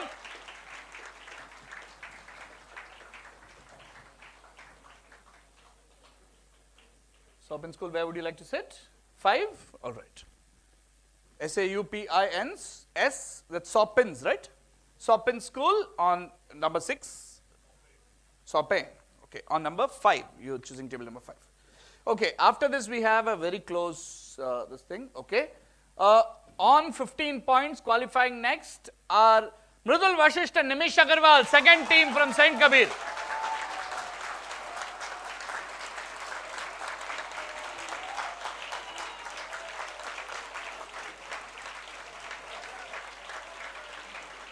One? 1 or 2? 2, okay. Just in the interest of not causing any controversy later, would you, hold on. Would you rather please not sit on 2? Yeah, sit on 1. Perhaps you'll finish in the table number that you sit on, who knows. Okay, Saint Kabir on 1. Okay. All right. Next. Also on a score of 15, please welcome Learning Paths Mohali, Kedan Singh, Kriti Anika.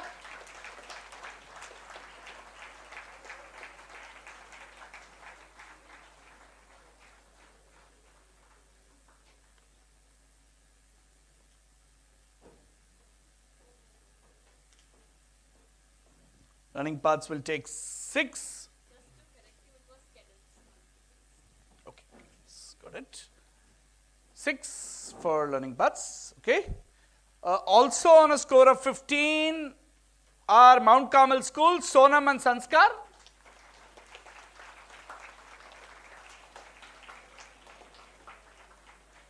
$15 seems to be like quite the median score here. I'll repeat all the school names again, don't worry. You have 2 or 8, what would you like?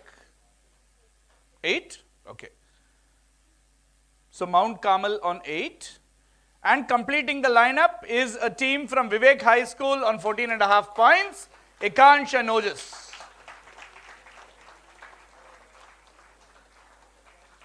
And I'd like to give a shout out for 2 teams which missed very, very narrowly. Please give a round of applause to 2 teams that missed only by half a point, making it DAV Public School, Ludhiana, Sudham and Jigyasa. Where are you? Yeah, please stand up. Give them a round of applause. Very well done. Very close. Also missing by half a point are First Steps, Vedant and Ansh. Tough luck, real tough luck. 14.5 was the cutoff score and you had 14. Very close contest.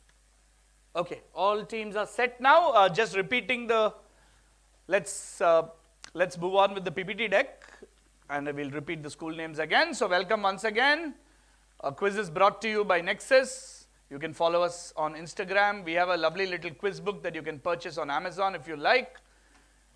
Prizes for today, trophies for the winning team, certificates and medals for the top 3. Remember, there's an overall trophy for best performing school across both categories. We've already had the senior finals. Many of your school teams have been in the senior final as well. We will aggregate the points from that and this and put it together. And whichever school has the highest score, you will take home the overall trophy. Apart from that, there are some fantastic prizes. There are Marshall speakers for the winning team. There are Amazon Echo Dots for the second team. And there are JBL speakers for the third team, along with an Indica quiz book for each of the finalists. Right? So, lot to play for, lots of prizes. And of course, needless to say, play fair. Let's do a quick round of introductions before we, let's look at the quiz rounds, no problem. We have 5 rounds in the quiz. First round will go clockwise. Second round will be on the buzzer with visuals.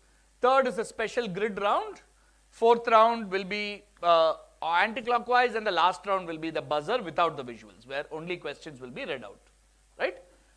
Let's do a quick round of introductions, starting with team 1. Please tell us your name, which class you're in and any quizzing experiences that you have. So we're one of the home teams. I am Ridul Vashisht and my name is Nimish Agarwal. We have actually no quizzing experience. That's good. Welcome. Always good to have first timers in the quiz. Round of applause for team 1, our home team, St. Kabir. Scorer, Abid, please take note of the school name, St. Kabir on team 1. Team 2. Hello, my name is Akansh and I'm from class 9. We are from Vivek High School and I'm Ojas. Both of you class 9? Yes. Okay, welcome Vivek High School. I'm sorry, you were saying? And we also don't have any. You haven't taken part in a big quiz before. No matter. That's Not good. even a small one. Not even a small one. All right. That's clever. Vivek High School on team 2. You can never put it past these students today, especially the juniors. Team 3. Hello. Yeah, hello everyone. My name is Ariman Jain. I'm from class 9. My name is Arman Gupta. I'm from class 9 as well. Okay. And we were both in Pantomathic's last year as a team. As a team, and you finished second, third? Third. Third. All right. They'll be looking to go one better this year. St. Kabir on table 3. Team 4, our first team from Bhavan. Good afternoon, everyone. We are from Bhavans, and I am Divyam. I'm Abhiraj Jain. We are from class 8. Class 8. Okay, very good. Give them a round of applause. Class 8 students from Bhavan on team 4. Team 5. We are in class 9. We are from Sope. I am Jabji. I am Pratik. And we have a little quizzing experience. Very good. Welcome Sope on table 5. You got the names? Why don't you applaud for them? Yes, thank you. Team 6.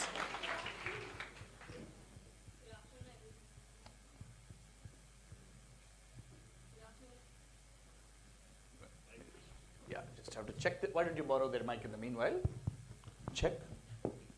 Check. I think it's working. Just speak slightly louder, maybe. Good morning, everyone. Good afternoon, everyone. This is Karen Singh. I'm Kriti. We are from Learning Path School and we are grade 8. We have no quizzing experience today and may the best team win. Welcome. Thank you very much for your wishes. Learning Paths on table 6. On team number 7. Greetings to everyone. We are students of grade 9 from Bhavan Vidyalaya, Chandigarh. Myself Agamya Kaushik. Myself Sarthak Singla. And we both are on a first quiz as well. Wow, well done to you for making it to the finals. Bhavan on team 7 as well. And team 8. Good afternoon, everyone. My name is Sonam. I am Sanskar. We both are from class 8 and we are Mount Carmelites from Mount Carmel School. And we don't have any quiz experience. Welcome, Mount Carmelites, Mount Carmel School, Chandigarh. All the names? Abid, you got all the names? Yeah? Saupins.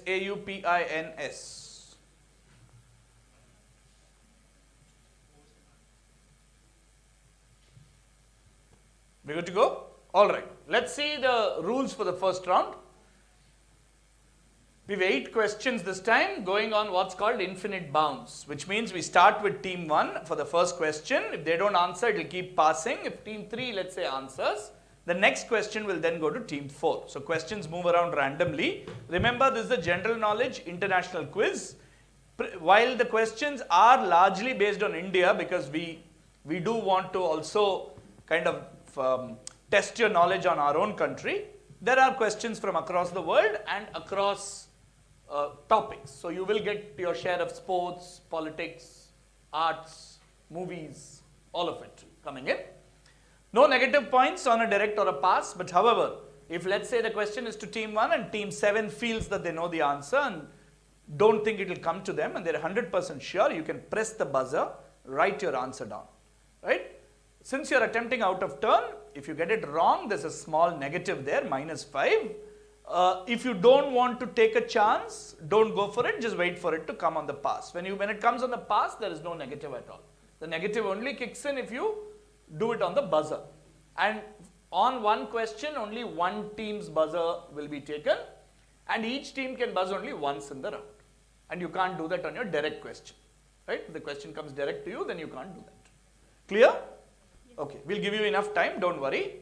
And on the buzzer, if you're buzzing and writing, please remember all parts have to be right. There might be questions which have 2 parts. If you buzz and write and get a part right and a part wrong, you'll unfortunately still get a -5. So try to avoid that. Yeah? Okay. First question to you, team 1 Saint Kabir.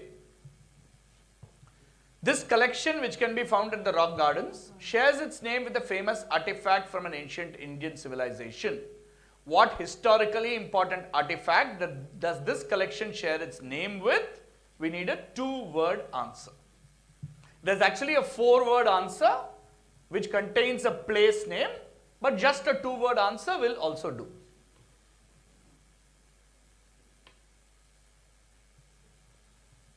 Local question to begin with.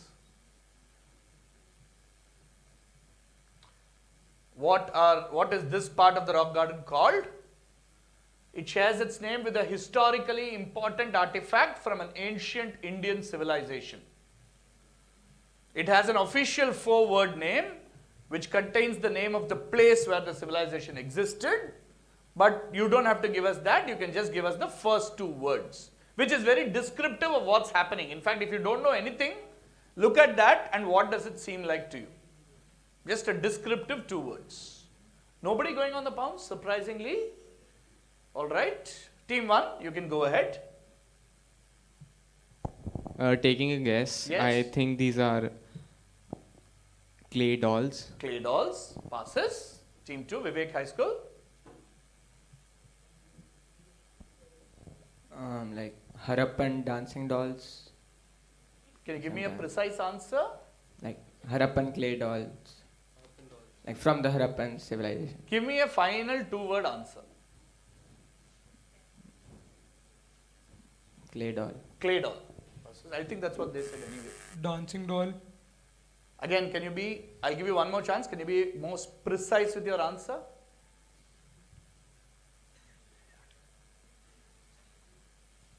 Dancing doll.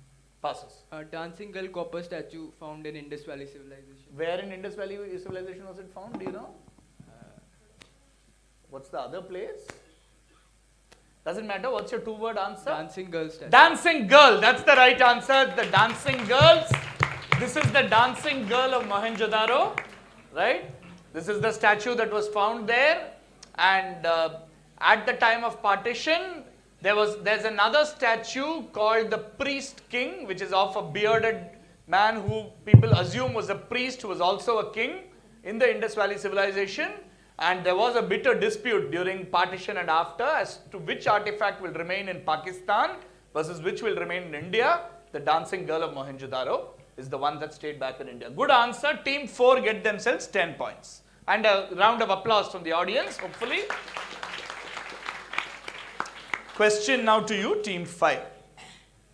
Team 5, 1868 is a brand of tea produced by one of the largest cultivation and processing companies in India. This brand was first unveiled at the World Economic Forum in Davos in 2018. Now look at the two images, which are the images of the packaging or the tins in which these teas are available, and tell us the two flavors. Two answers to be given, bigger pictures coming up. Yeah, simply tell us the two flavors, the one on the left and the one on the right. Both are very famous flavors of tea from India.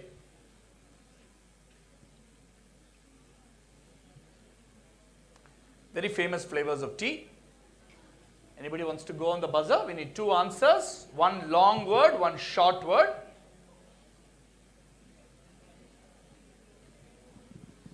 No one trying? Two place names, to be clear.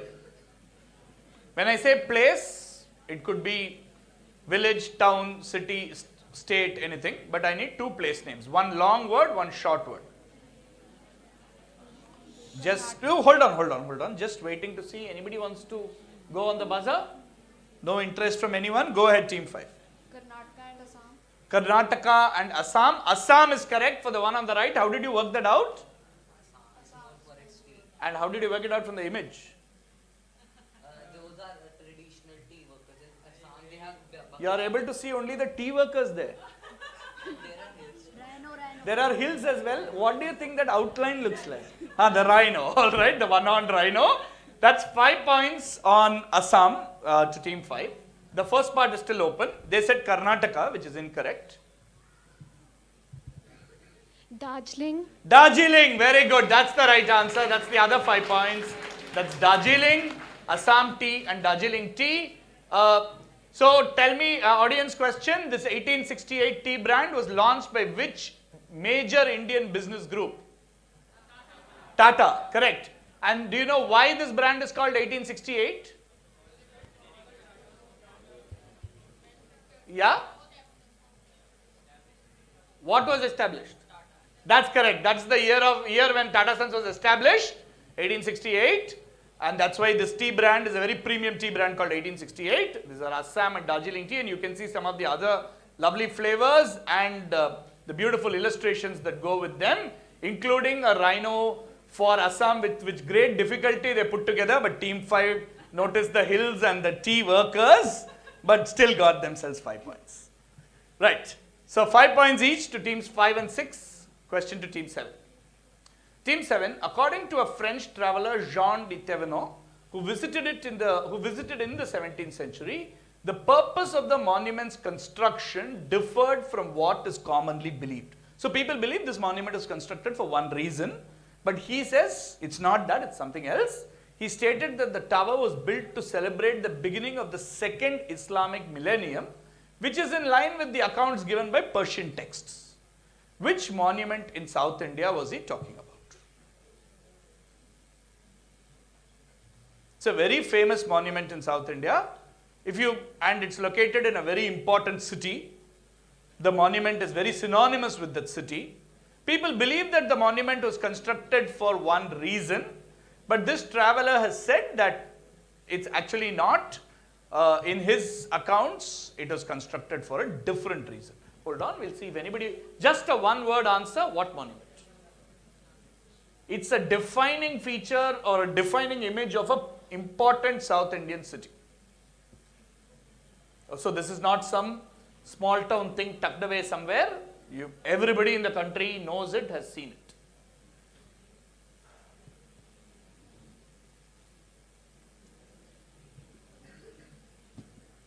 Anyone trying? Last call.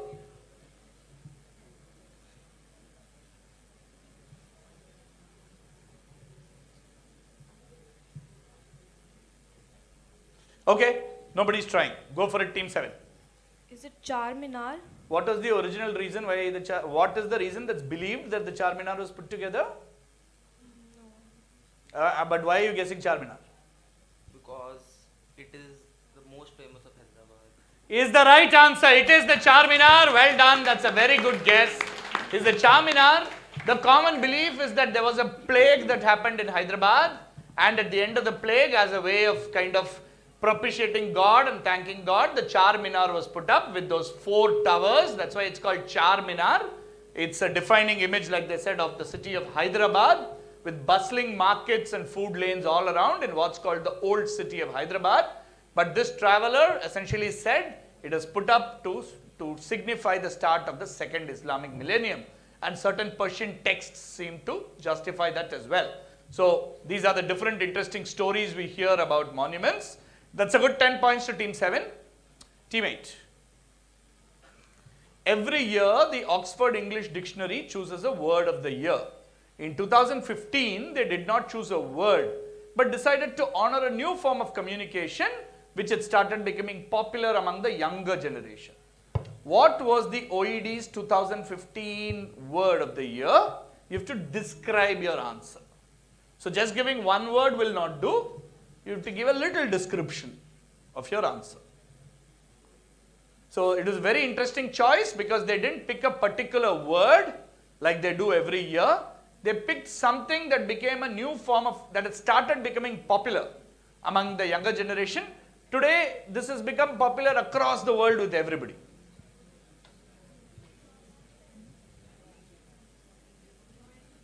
Nobody trying? Okay, team 8. I'm going to take this water. Team 8, what do you think this is? Today, everybody uses it. This form of, I would say form of communication means it's, let's say, something to substitute a word. So instead of, using a word to communicate something, you use something else. That's become very popular these days. But even 8 years ago, when it was becoming popular, the OED picked it as word of the year. What is it? It's still open because nobody's actually tried. Who wants to try? Team 5, write down your answer. Only one team. Only one team. They must have. You want to check sequence? Okay. Another press, ma'am? Okay. Sorry, it's 3's turn, not yours. Which might be good for you because I saw you starting to write the wrong answer. Yeah. Can you be a bit more specific? Which one? I'm not giving you the water. Which one? I don't want a generic answer like that. Give me a specific answer.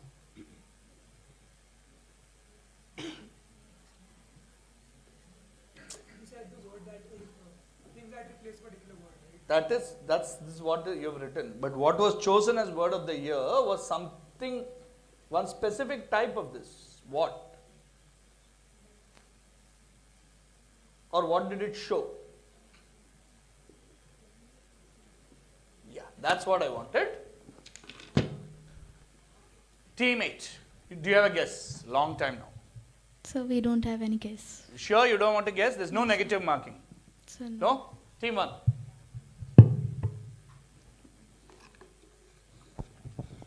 Emoji. Which emoji was chosen as word of the year? Thumbs up. Passes. Team 2.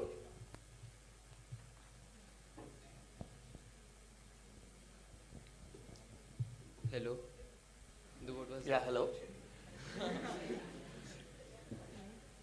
Which emoji was chosen? If you think it's emoji. Smiley emoji. The smiley emoji. The smiley emoji. Smiley face. Laughing. You will have to describe it better, more precisely. Which emoji is this?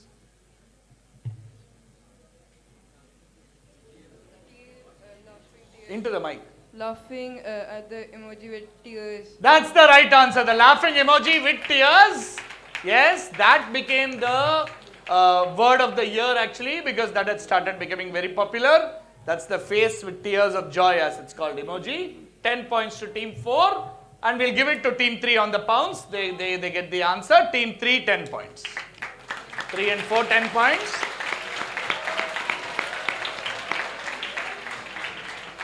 Question now, back to team 5. Reset, please. Yes. Team 5. You can press. There are still 4 more questions remaining. You can press anytime.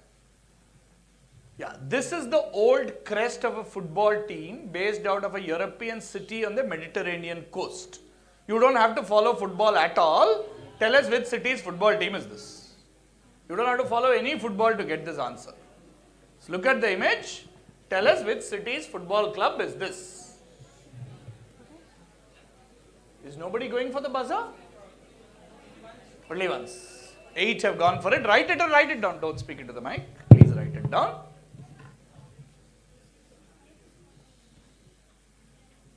I want just the city, nothing else.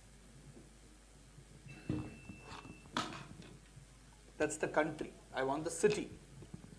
This is what is the last. All right. I've seen team 8's answer.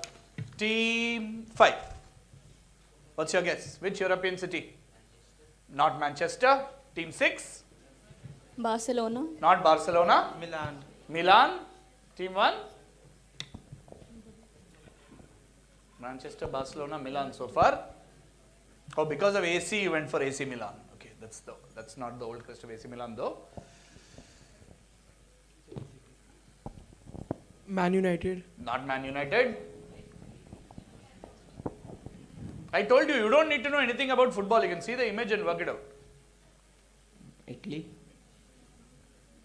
Sorry? What's your answer? Think quickly. It's on the pass. Man City. Passes? Munich. Passes? Berlin. Wow, surprisingly this passed all around. Team 8, please pick up the mic and tell us your answer. Sir, Pisa. Why? Sir, because it is the image of Leaning Tower of Pisa. Excellent! Absolutely right, team 8. Well done. It is Pisa because that obviously looks like the Leaning Tower of Pisa. That's why we put it up. The Pisa Football Club is not famous, but the image looks like the Leaning Tower of Pisa. Very well worked out. Only team to get it right, team 8. Well done. Another bigger round of applause for them. Very well done. Good answering. 10 points to Mount Carmel. Saint Kabir, your question. The golden window frames the company is associated with supposedly inspired the look of its new Vista logo. This new logo is meant to stand for limitless possibilities and confidence. The company further added that a royal member of its family, who is the symbol of this company, will continue to stay on and be part of the company's journey into the future. Which company that changed its logo in 2023 is this? It's a company from our country only. It's not an overseas company.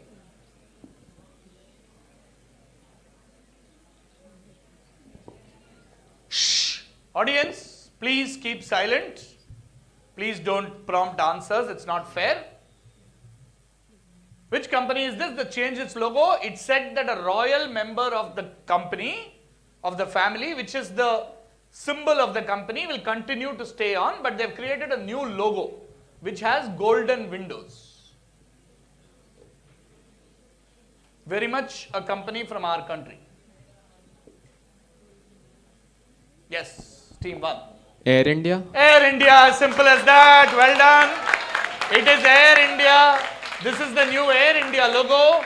Air India now, as you might know, has a very interesting history. It was started as Tata Airlines by JRD Tata. Then the government nationalized it, took it over, and now the Tatas have bought it back. And it's now Air India, part of the Tata Group. And they have this new, beautiful new logo, which is supposed to represent golden windows and talk about new possibilities and change. And the royal member would be the Maharaja, right? The Air India Maharaja, who's been the symbol of Air India for many years, will continue to stay on. Team 1, good 10 points. Well done. Next question, team 2. Teams, be a little more aggressive and go on the pounce because you're missing opportunities to answer out of turn. Okay, this is a long list. Give the 2 names that complete this ordered list. The 3rd entry and the 10th entry. You need 2 names if you're bouncing. The 3rd entry and the 10th entry in this list.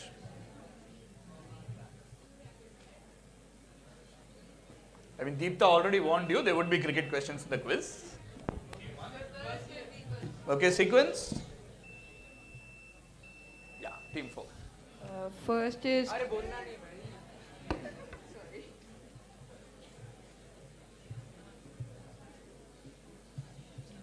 Okay. Only one buzzer per question. Sorry, reset the buzzer, ma'am. Team 2. 2 names. Cummings. Huh? Cummings. Second one. Second one is Cummings. Yes. Okay, first one? No idea. No idea. Team 3. Mahindra Amarnath and second is MS Dhoni. And what is the list? Man of match in the World Cup finals. Excellent answer. Mohinder Amarnath, MS Dhoni. Man of the match in ICC Men's World Cup finals.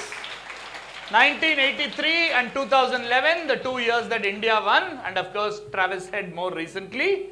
Well done. Great answer. 10 points to Team 3. Team 4, unfortunately, pounced and got 1 right and 1 wrong. They went with Kapil Dev and MS Dhoni. But the man of the match in the final was not Kapil Dev. He was the captain, but Mohinder Amarnath was the man of the match. So, -5 unfortunately to Team 4, but a good +10 to Team 3. Last question of the round to Team 4. Team 4. This person was born almost 150 years ago in Trimbak in present-day Maharashtra. The son of a scholar, he developed a keen interest in the arts and studied at various points photography, lithography, architecture, engineering, and even magic. Who is this person who's honored in this Google Doodle? His 1913 effort was a path breaker in India. And in India, in whichever field that he is famous in, which you can see in the Google Doodle, there is a very prominent award that is named after him as well. Team 8, did multiple people press? Just check. Yeah, only Team 8. Oh, they've already buzzed. Sorry, you can't go again. Reset.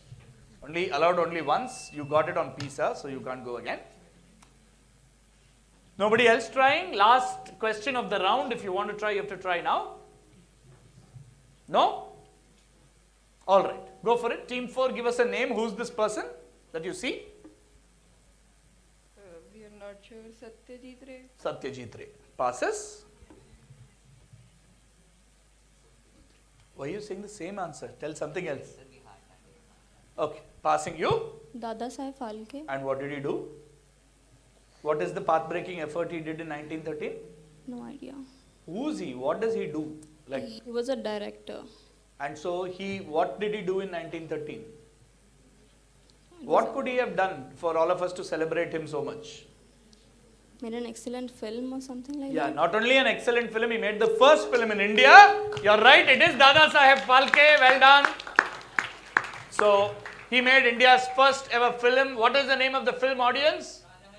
Raja Harishchandra, the first ever feature film in India.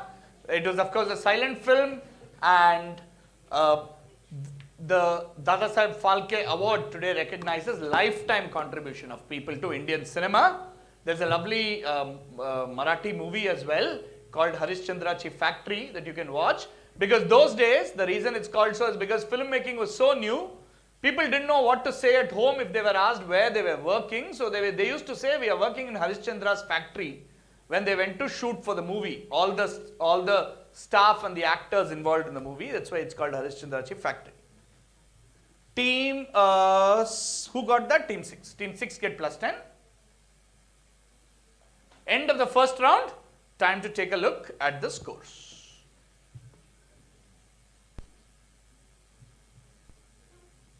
Scores coming up.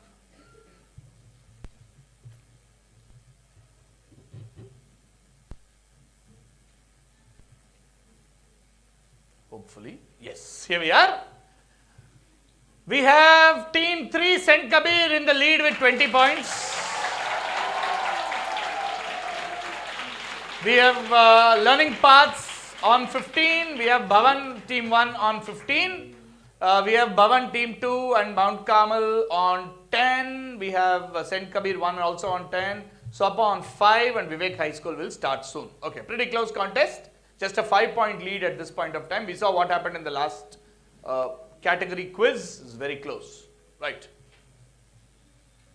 Let's go to a buzzer round now. Round 2. Switch the feedback, please.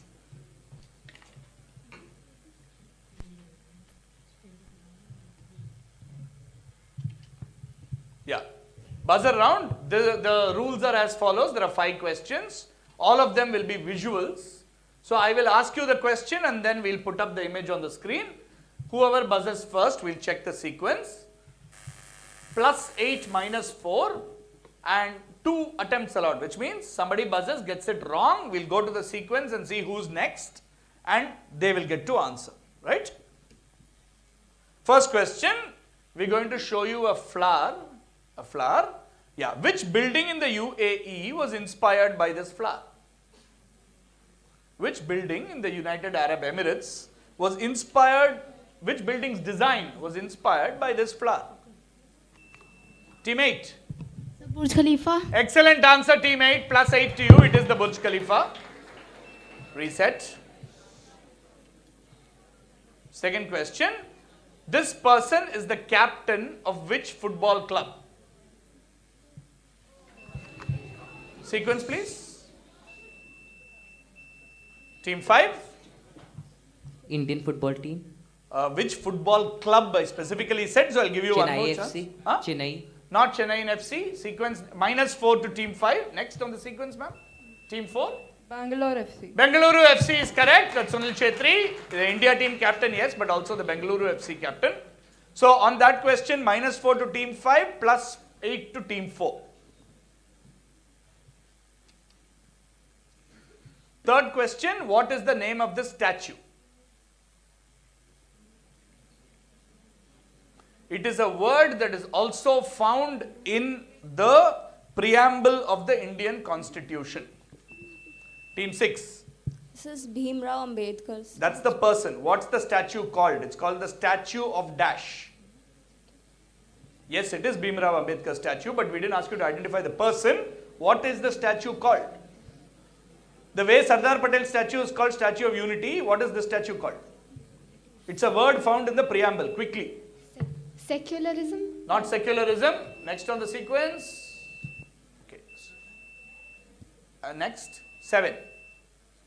Statue of Equality. Is the right answer. Statue of Equality. This is the Baba Saheb Ambedkar statue in Mumbai called the Statue of Equality.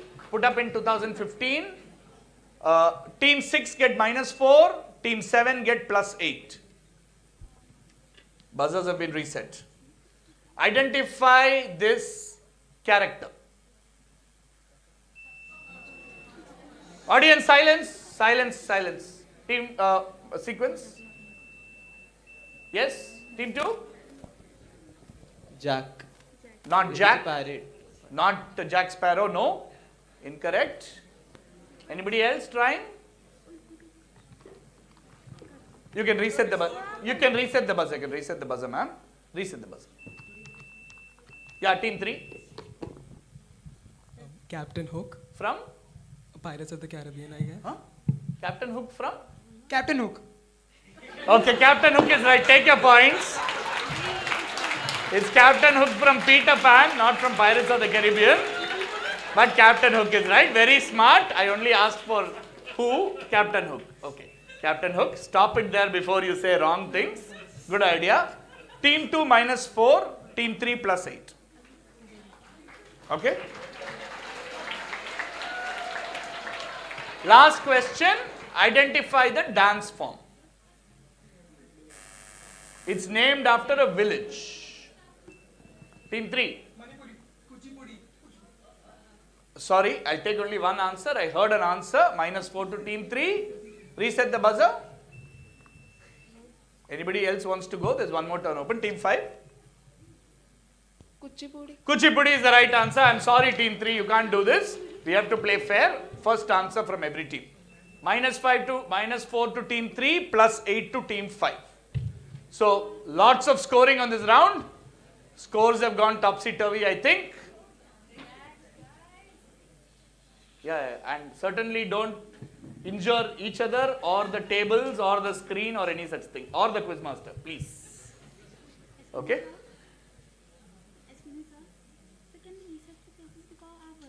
Yeah, no, that time we had to reset. It's now reset. You can try if you want. Yeah, it's working. Reset now. Abid, if we can look at scores later as well, but go ahead if you're ready. It's up to you. Okay, here are the rules for the next round. It's called Gridlocked. The way it works is there'll be one direct question to each team. The questions in this round don't pass. I'm first going to give you options from numbers 1 to 9. Just pick a lucky number. In that, you will go to a grid which has 10 options. 6 of which are correct, 4 of which are wrong. So, could be, for example, presidents of India. And I will put 10 names there. 6 will be correct, 4 will be wrong. Every correct one you pick will get you 3 points. If you pick a wrong one, your attempt will end there and you'll get a -3 for that wrong one. So, if you have picked 3 correct and the 4th one is wrong, you'll get 3 plus 3 plus 3, 9, -3, 6 points. If you get the first attempt option itself wrong, we'll be liberal and give you 0. We won't give you -3. Okay? And that's how it works. The catch is you can decide to stop at any point of time. If you picked 4 answers and you think you don't want to take a risk and lose 3 more points by picking the next one, you can just stop and take 12 points. If you get all 6 correct, there's a bonus 2 points, so you can make 20 points in this round. Clear? Any doubts? Good to go? Alright. Let's see. You get 75 seconds, there'll be a timer. You want to see the scores? Yeah, let's put up the scores because this round will be in ascending order of scores anyway.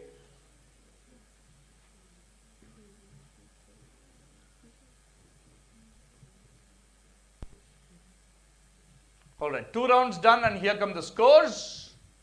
Okay, we have Saint Kabir still leading, this time by 1 point at 24. Bhavan on 23 and the second Bhavan team and Mount Carmel on 18. So very close and other teams within striking distance as well. Learning Paths 11, Saint Kabir 10, Sopan 9, Vivek -4, no problems. Okay, let's go. So, team 2, Vivek High School, your turn. Pick a lucky number from 1 to 9.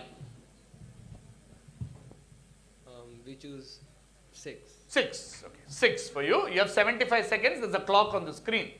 Indian films in the 1,000 crore club as of last month. Movies that have earned 1,000 crores or more. RRR. RRR. KGF Chapter 2. One by one. Correct, 3 points. KGF Chapter 2. KGF Chapter 2, correct, 6 points. Remember, you can stop whenever you like. Bahubali 2, the conclusion. Bahubali 2, the conclusion. Very good, 9 points to you. Dangal. Dangal. Very good, I think first movie to enter that list. 12 points to you. You can again, I'm repeating, you can stop whenever you like. You've made 12 points. If you are reasonably sure, go for it, or you can stop. No. Pathan. You want to go for Pathan? Pathan. Pathan. Correct. 15 points. Now, if you get the last one right, you will get 20 points. If you get it wrong, you will be down to 12 points. So, you decide. The downside is -3. The upside is +5. Preparing kids for life decisions they have to take in future. Okay. Yeah, time is up. Quickly. No, we choose Jawan. You want to choose Jawan? It's right. Well done. That is very well done. That was a brave decision. And a full house, 20 points to you. That's a great comeback from Vivek High School. They were on -4. They suddenly find themselves in 3rd place in this quiz. Okay? Fantastic. Well done to you. Okay, next. Team 5. What number would you like? 7. Number 7. Ballon d'Or, which is the award given for the best football player of the year. Winners. Lionel Messi. Silence, silence, audience. Lionel Messi. Lionel Messi, multiple time winner. Ronaldo. Cristiano Ronaldo, also multiple time winner. Kylian Mbappe. Kylian Mbappe. Nope, sorry, not the Ballon d'Or, not Kylian Mbappe. Audience. Benzema. Luka Modric. Kaka. And last one? Michael Owen. Lovely. Fantastic. Yeah.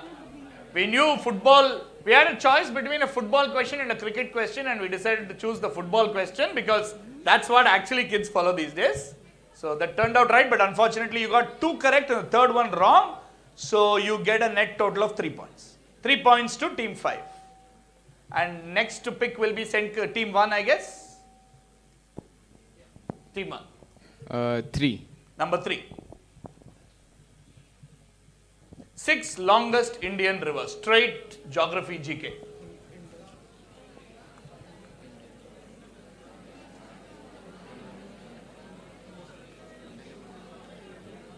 Brahmaputra. The Brahmaputra is incorrect. It is not in the 6 longest India's rivers list.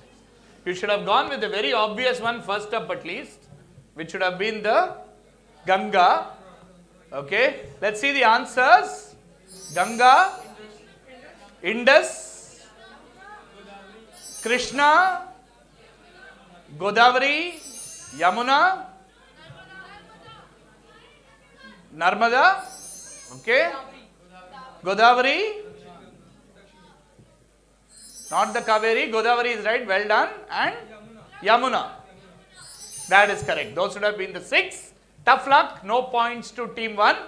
We are not giving negatives, so no points to team 1. Next to pick, team 6. We'll choose 5. You'll choose 5. Number 5, moderates of the Indian freedom struggle. That is people who were on the more peaceful side of the freedom struggle as opposed to the revolutionaries.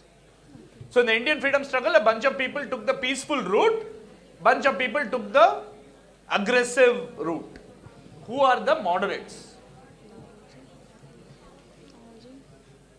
Start guessing.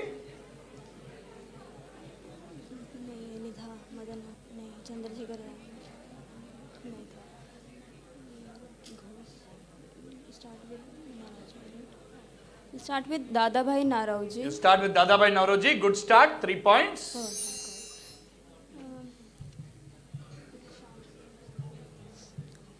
Aurobindo Ghosh. Aurobindo Ghosh is unfortunately the wrong answer. I know he looks like a very person who would be a moderate, but Aurobindo Ghosh is actually a revolutionary freedom fighter. Along with Bhagat Singh, Chandrasekhar Azad, those would have been the 2 easy wrong ones to go for, and Subhash Chandra Bose. So the other 6 in the middle, Dadabhai Naoroji, Gopal Krishna Gokhale, Madan Mohan Malviya, M.G. Ranade, Surendranath Banerjee, and A.O. Hume. A.O. Hume, yeah.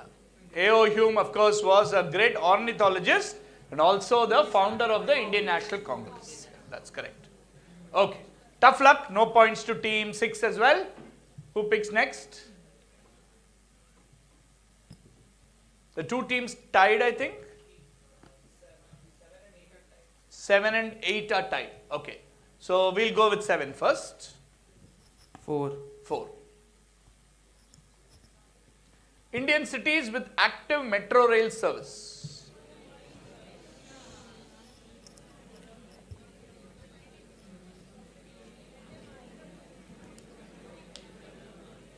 Follow the news, you should be able to get this.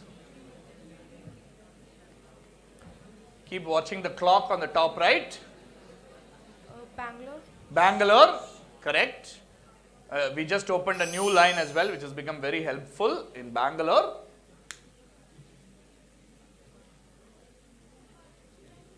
Mumbai. Mumbai, which has 1 metro line but is active.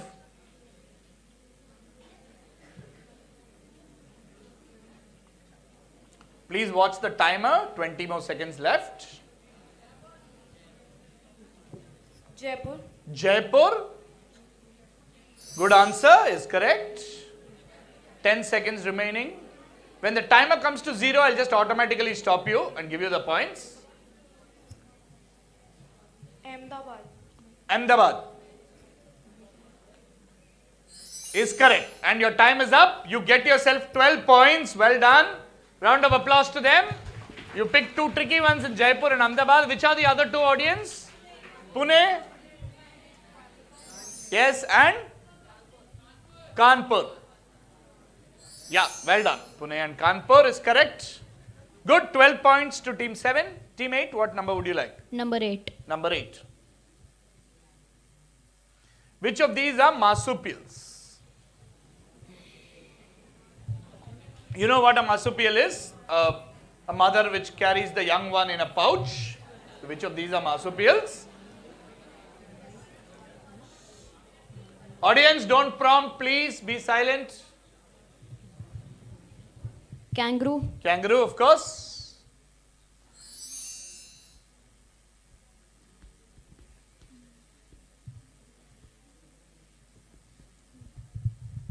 Quokka. Quokka. Correct, very good. Again, So- found largely in Australia, Oceania. So wallaby. Wallaby. Good answer again. 3 correct. So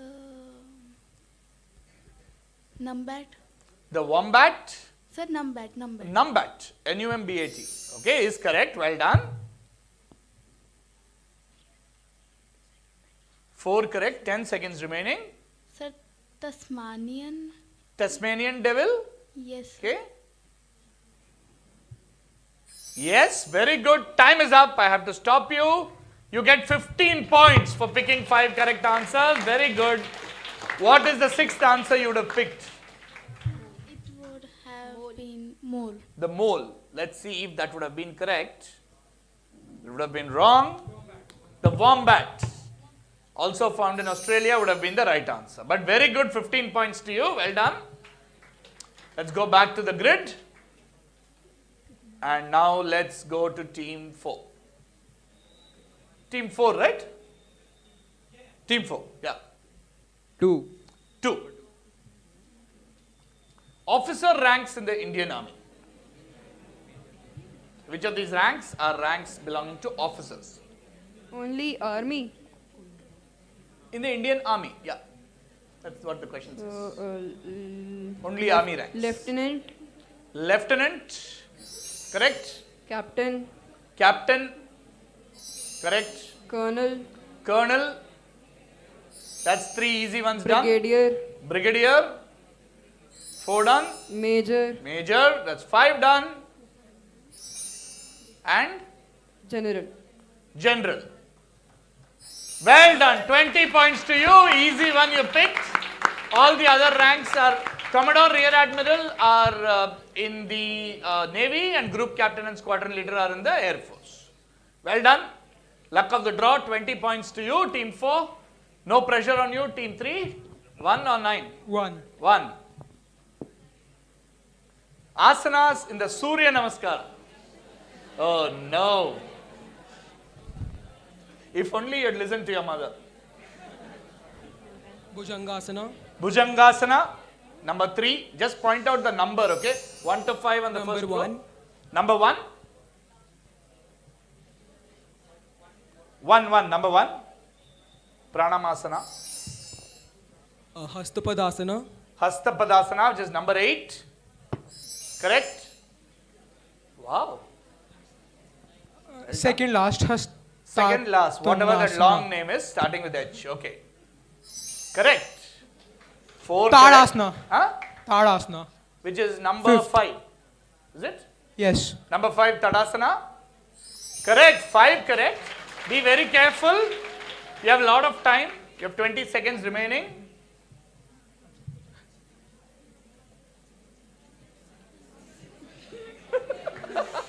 Amazing team the two of them form with the same first name as well. So, Yes, Arimans? Chaturanga Dandasana. Second one, Chaturanga Dandasana. Yeah! Wow, well done. That was a nail biter on the nick, in the nick of time. You also get yourself 20 points, which means the scores still remain the same dynamic with a 1 point difference between teams 3 and 4.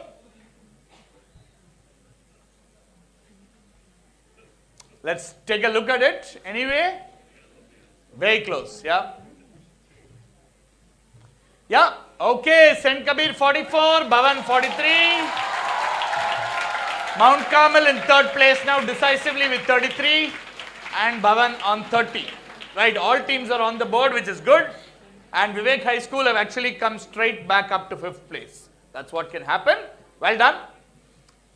Let's do the reverse round now, where we reverse course, about turn and go anti-clockwise. Same rules as before. One audience question perhaps, quickly. It has a total of 36 in all. The collective includes islets and reefs. 10 are inhabited and they are the names given there. Which one is missing? What is all this? Yes, islands in Lakshadweep, and which one is missing? What's the capital of Lakshadweep? Kavarati, that is correct. These are the islands in Lakshadweep. Okay, let's move on. About turn, question to you, teammate. And pounce is still open again once you can attempt on the buzzer, right? Remember. Teammate, in large parts of northern India, farmers work with combined farming, rice in one part of the year and wheat during the other. During October to November, all that remains of the rice crop is a stubble that is removed before planting wheat.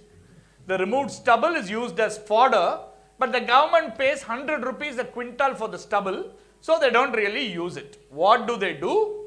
And what happens because of this? Okay, sequence. Team 2. Write it down, write it down, write it down. Don't, not in the mic.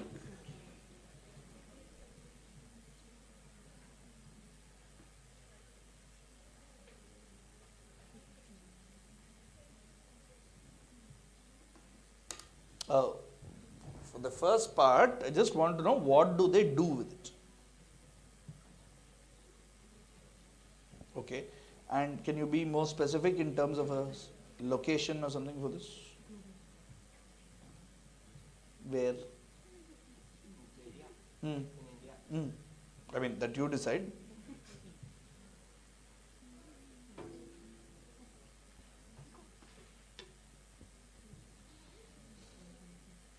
Okay, actually this is good enough, no problem. Okay, teammate, easy one for you. Yeah, go ahead. So they burn the stubble. They burn the and stubble? In the major occurrences, the high level of AQI in Delhi is because of this. Very good answer, 10 points to you, that is correct. They burn the stubbles and this is one of the reasons contestable for the high levels of poor AQI in Delhi and the Delhi smog as it's called. 10 points to team 8, 10 points to team 2 on a good pounce. Team 8 and team 2 get 10 points. Team 7, your question. This is a Royal Mint coin released in honor of a scientist. Let's see the coin. It's designed to resemble a black hole, the subject of this person's life's work. Sequence, ma'am. 5. Write it down, please write it down. Once you buzz, you have to write, not on the mic. All right. Team 7. Which scientist does this coin honor? Stephen Hawking. Stephen Hawking is a good answer. That is correct. It is Stephen Hawking who's a very famed astrophysicist and who did most of his work on postulating about the existence and the behavior of black holes. Excellent. 10 points to team 7 and a good 10 points to team 5. So 5 and 7 score on that question. Good. These are relatively easier questions, so multiple team scoring is good. That's why we have the pound system. Team 6. His father was the postmaster of Nainital. When he was 18, he joined the railways as a fuel inspector. He would spend his holidays at Kaladungi and soon became a household name in those parts thanks to his skills. He used to take dignitaries into the jungle During one such trip, they came upon a lake with thousands of waterfowls. His group was so delighted to see this, and shots rang echoing in the entire valley. And in a matter of minutes, these thousands became just 300. This became a turning point in his life. Who is this person? Very famous. And what decision did he take after this incident? The first of something in India, the first of its kind that was set up, was also named after this person.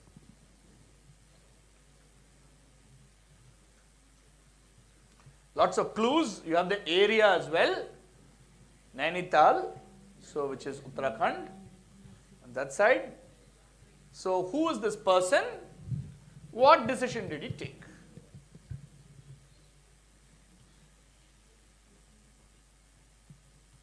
So he took dignitaries into the jungle. At one time they went to a lake. Thousands of waterfalls were there. In minutes it became 300. Seeing this, he decided to take a particular decision. Question is with team 6. Okay, no one's pouncing. Team 6, go ahead. Give me a name and what did he do? And the first of something in India was also named after him, like I said. Is there negative? There's no negative marking at all. Please make guesses on both parts. There's no negatives.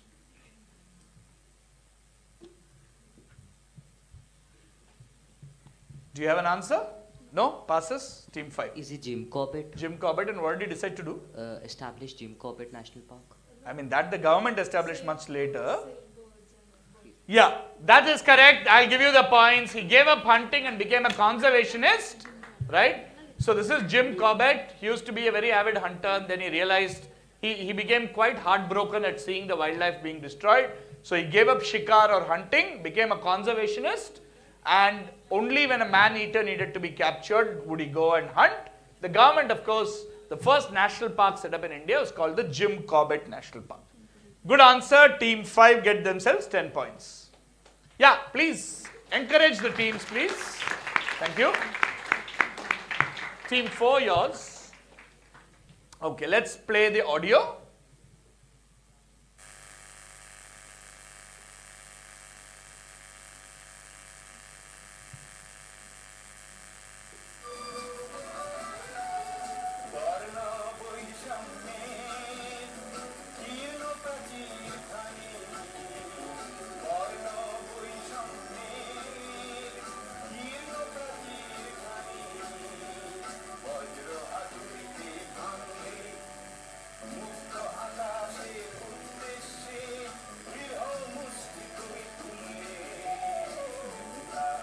So this is a song called Zindabad Blank. The singer is paying tribute to a foreigner who was influenced greatly by Indian philosophy in his fight for injustice. Now, interesting thing is, even though this person is a foreigner, the person got a Bharat Ratna award. The singer himself is also from the eastern part of the country and won a Bharat Ratna award. You can either name the singer or the person he was paying tribute. Either will do. Anybody wants to pounce? Surnames will do as always. So if you think it's Sachin Tendulkar, just Tendulkar is fine. Nobody pouncing? Go ahead, team 4. Just a guess, is this Nelson Mandela? Who, the person singing? No, They're paying tribute to Nelson Mandela. And who's singing? Sir. Yeah, I'm still asking you, do you know who's singing? No. But Nelson Mandela is correct. Take your 10 points. That is correct. It is Nelson Mandela. And audience, who's singing? Anybody knows? Bhupen Hazarika. That's correct. Bhupen Hazarika, the Assamese singer, singing about Nelson Mandela. Very good. 10 points to team 4. So, team 3? Calm, cool, relax. Your question. What connects this book about a landmark event in Indian history to the flower picture? It says, Topi rockets from blank. The story behind India's first ever dash launch, Menaka Raman. There's a place name that's blanked out there. As a clue, on the left, there's a place name that's blanked out. And on the right is a flower, and you just have to make a connection. And it is about a very important event in Indian history, modern Indian history.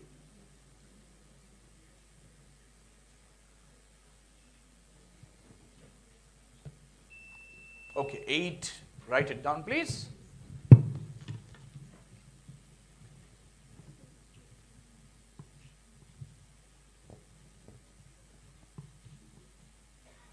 That's okay. What's the place where it happened? That's what you need to get to the connection. That's the state. I want the specific place.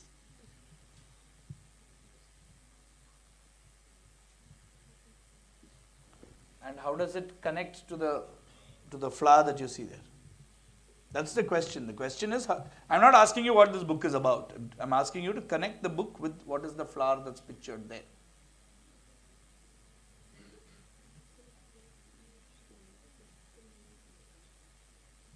I'll give you a little time if you can come up with the name.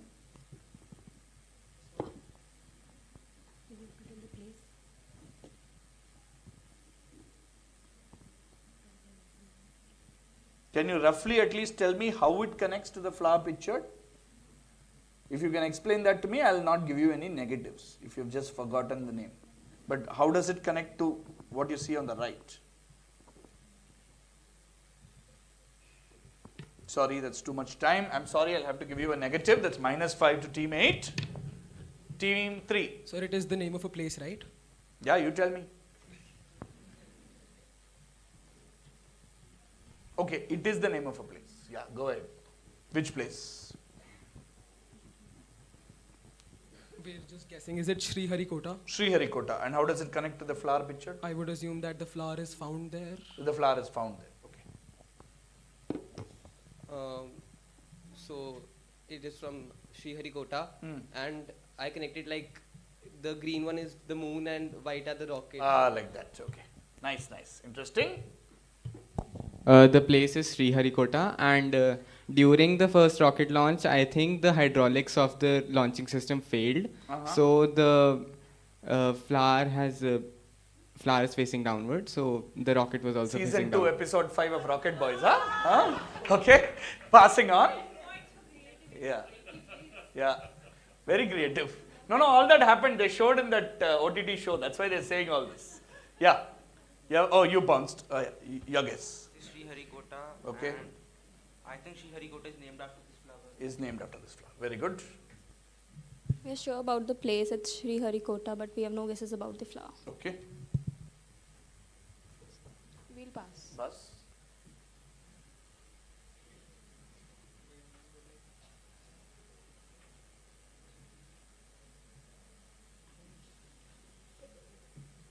Any ideas? Sriharikota and flower is found there. Congratulations, Team 3, for successfully misleading the entire stage by saying Sriharikota. It is not Sriharikota at all, right? The first rocket launch of India happened from where? Tumba. That's correct. A place called Tumba, right? All those old photos of them carrying rockets on a cycle and all that happened in a place called Tumba in Kerala. And the reason it's called Tumba is because you were right. It is named after the flower, except that it's not Sriharikota. It's the Tumba flower which gives its name to the Tumba town, right? So this is Tumba. One for the quiz master finally. And very well done, Team 3. Okay. And very creative answers also from Team 1 and Team 2. Very good. All right. Next question, Team 2. The village of Kongtong in Meghalaya is famous for a particular naming tradition followed by the locals. The practice is said to have begun to make hunting easier, wherein a person could call out to a specific members of the party without alerting the animals. An interesting tidbit is that no two people are ever named the same way. What unique naming convention is followed in this village? Very absolutely distinct and unique.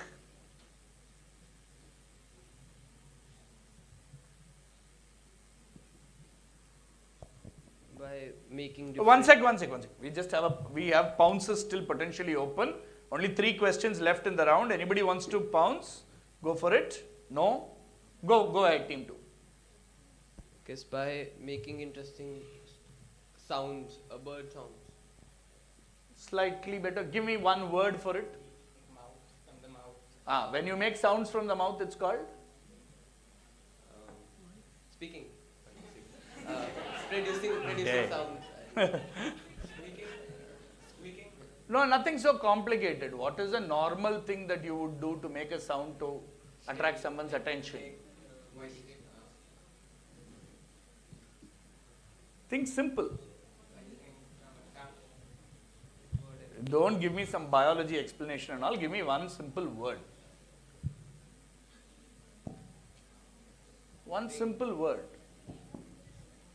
It is not speaking. If speaking is your answer, I am passing you. I guess cuffing. Passes. So whistling. Whistling tunes, that's all it is. That's all I wanted. Very simple.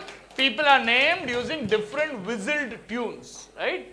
Different tunes that are whistled out, and that's the name of the person. I'll give you 5 points for all your trouble of trying to get to explaining this. So we'll give 5 points to team 2, but we'll give the full 10 points to team 8.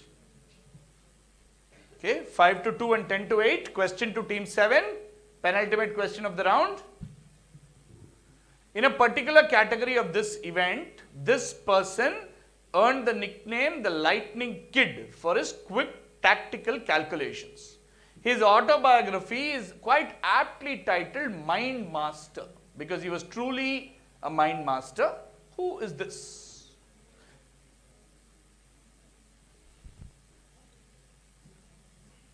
Hold on, we'll just keep pounce open. Few more seconds. Nobody trying? Go for it. Srinivasa Ramanujan? No. Srinivasa Ramanujan didn't live long enough to write an autobiography.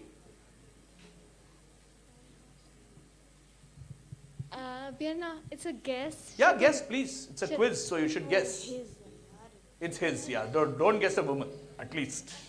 No idea. Make a guess, come on. Who do you think this could be? Someone who's very much alive and around. I mean, around means not here. He's around in the world.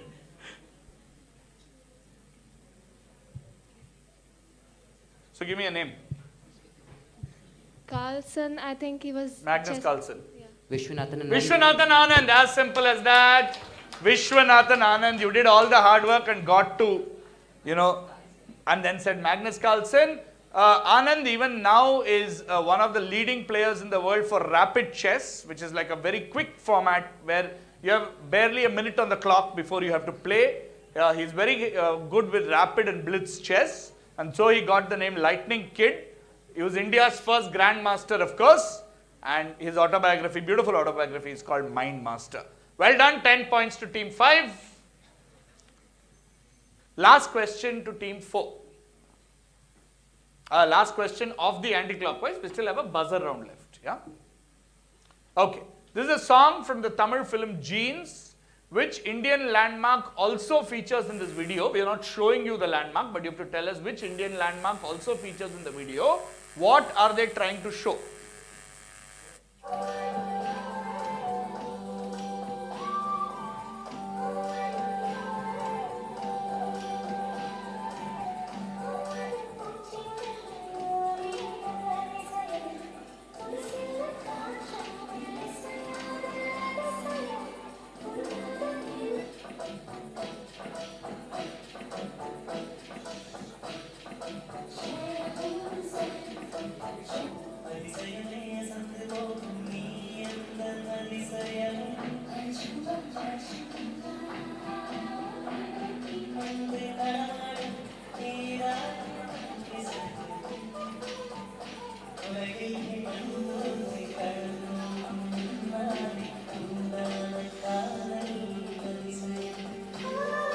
So as you can see, we've edited and cut that song ourselves. But which Indian landmark also features in it, and why were these locations chosen? There have been some buzzes. Sequence, please. 1. Team 1 have pressed first. Write it down. 2 parts. Which place in which location in India? All right. And why were these locations chosen?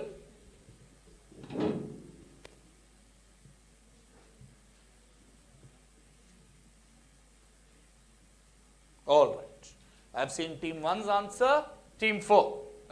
These are all 7 wonders of the world, and might be Taj Mahal is the right answer. 7 wonders of the modern world and Taj Mahal. Yeah, these are not, they're the ancient 7 wonders of the world, but there's also a classification for modern 7 wonders of the world. So you saw the Leaning Tower of Pisa, the Eiffel Tower, the Empire State Building, the Colosseum, the pyramids at Giza, and so on. And so this is the Taj Mahal, which some people include in the 7 wonders of the world. That song itself goes Adisayam, which means wonder. So well done. Plus 10 to team 1, good pounce. Plus 10 to team 4. And I suspect that last answer may have once again tilted the leaderboard. We'll take a look at the scores with only the 5 buzzer questions remaining.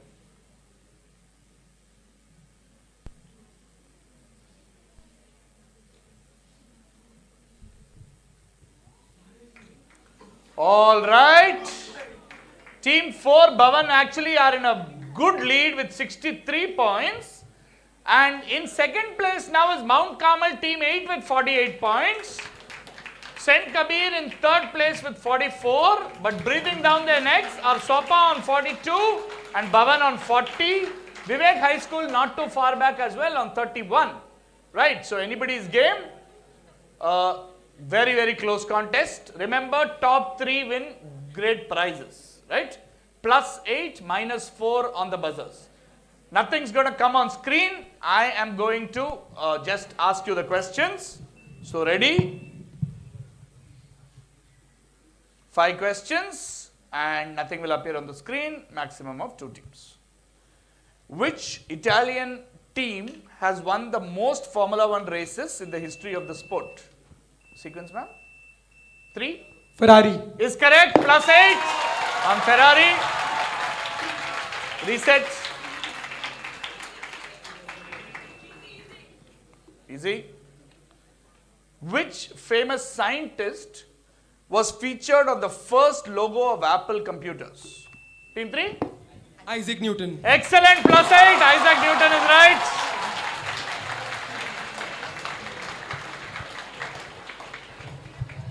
Reset? You've reset, right? Cool.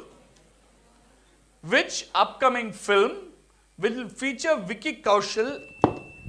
Sam Bahadur as Sam Manekshaw. Is the right answer. Sam Bahadur is right. Another plus 8 to Saint Kabir. I assure you I haven't shared the questions. 2 questions remaining. Anybody's game still? Audience, please don't prompt. We want to play a fair quiz. Please don't prompt. I know you're cheering your home team, but please don't prompt, yeah? The Small Wonder is a book about which gymnast with the 4th place finish in the Olympics to her credit? Team 8. 1 second, just check the sequence. Yeah, team 8. Sir, can you repeat the question again? The Small Wonder is a book about which gymnast with the 4th place finish in the Olympics to her credit? It's a buzzer round. You have to answer immediately. Minus 4, sorry. Sequence, please. Team 5. Deepa Karmakar is right. Well done. Great answer. Minus 4 to team 8. Plus 8 to team 5. Last question. Boys and girls, ladies and gentlemen, let's have a round of applause for all our teams. Very well done. Great quiz. Great quiz.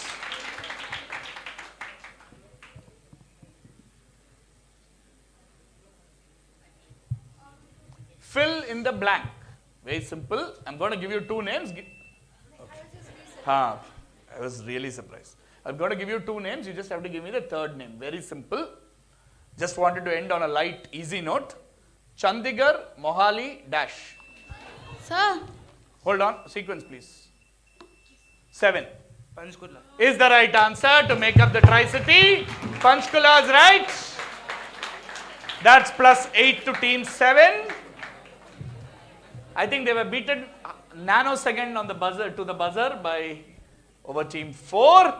Time to take a look at final scores of Pantomathic's Juniors edition number 4. Here we go.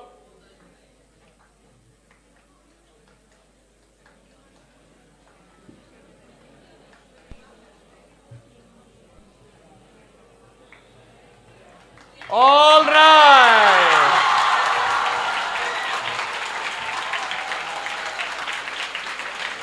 Let's Let's applaud all the other teams. Learning Paths on 11 points. St. Kabir team 1 on 20 points. Vivek High School on 31 points. Excellent comeback, guys. Very, very close contest. Went up and down. Mount Carmel on 44 points. Remember, they were coming in second, and in a matter of 3 questions, it's gone to 5th place. That's how dynamic the quiz is. Bhavan, team 2 on 48 points. But with that stunning Deepa Karmakar answer, Sopa, you win 3rd place with 50 points. Great answer, deserving of a bronze medal. But in this seesaw battle between St. Kabir and Bhavan, Bhavan Vidyalaya are runner-up with 63 points, and our junior champion St. Kabir.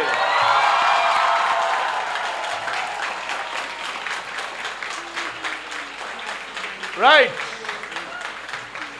So at the final prize distribution, which we'll have in a little while, we will award the overall trophy as well to the school with the highest score across both the quizzes. But till then, thank you very much. Hope you enjoyed it. It was a great fun doing Pantomathic's once again. And we will be back next year for sure with Pantomathic's 5, which will be bigger, better, and even more fun for all of us. All of you on the YouTube, thank you so much for watching. Audience, thank you very much for being a patient and lovely audience. This is your Quizmaster Venki saying thank you and well played to all the teams. Back to Deepta for further instructions. Should we ask teams to leave stage? Yeah, teams, you can leave stage. Thank you.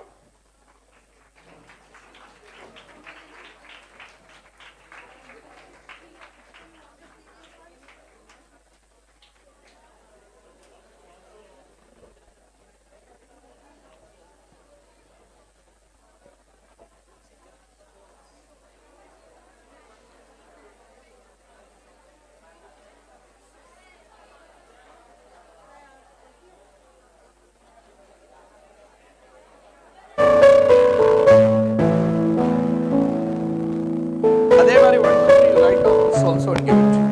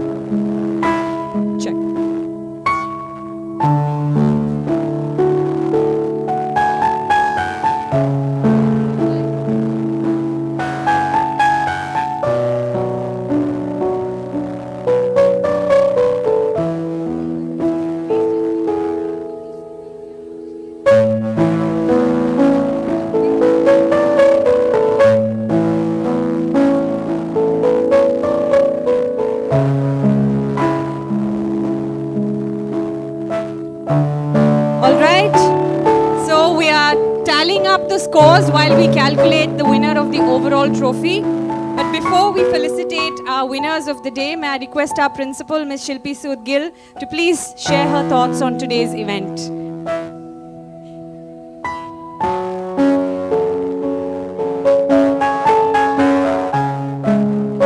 Hi, good afternoon everybody. I'm sure you know the energy in the auditorium reflects very, very clearly. Could I have your attention please?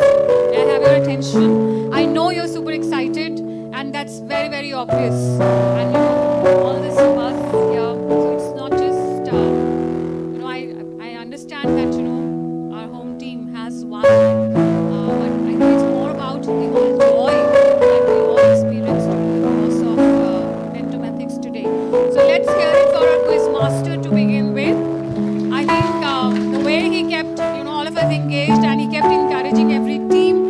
This was really, really remarkable, and we use a lot of Nexus and faculty stuff. So we know that how interesting, you know, it gets when we delve deep into all of these questions. And some of us also sit here on this stage, you know, to vie with each other as staff members. So it's a lot of fun.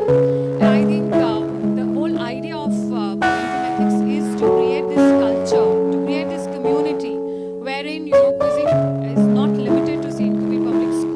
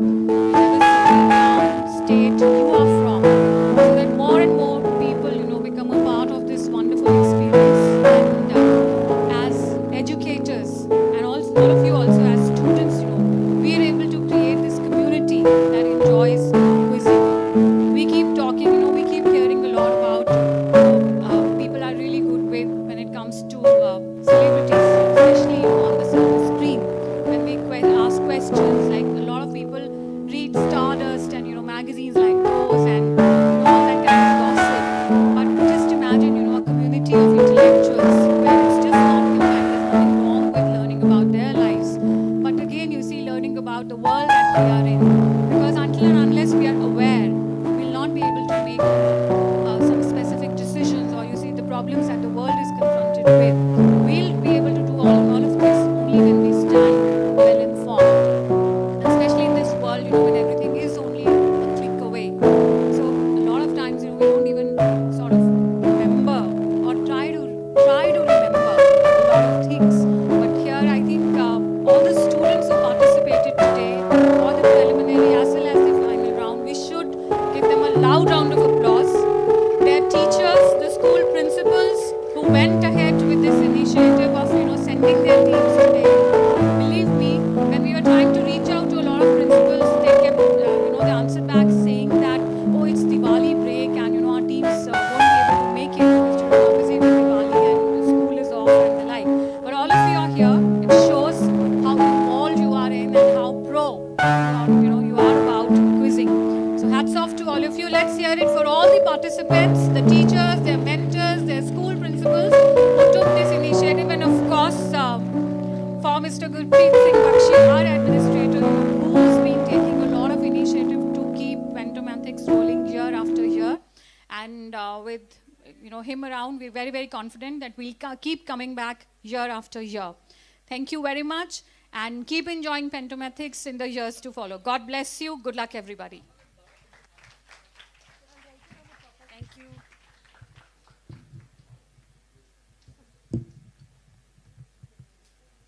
All right, so we have a bit of a almost a photo finish kind of situation when it comes to the overall winners. But we will start with the winners of the junior category, the quiz that just got over.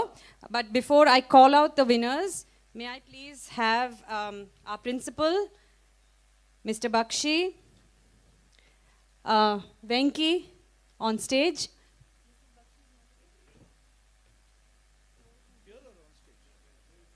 On stage, right? On stage. Yeah, better for photographs.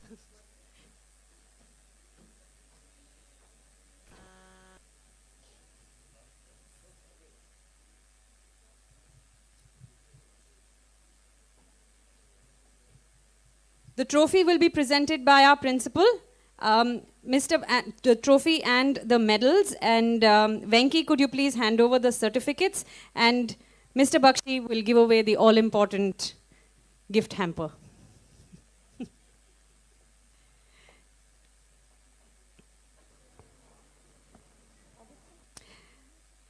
So in third place, we have the team from Sope School. Please come up on stage.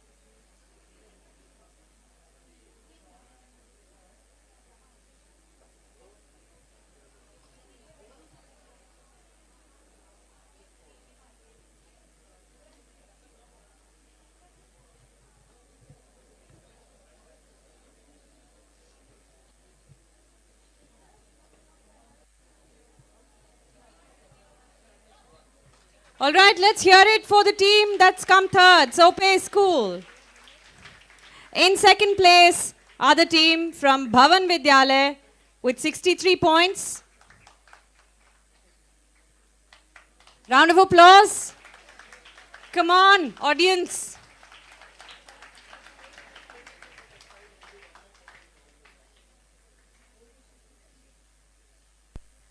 You can step down. Because I know for a group photo. Okay.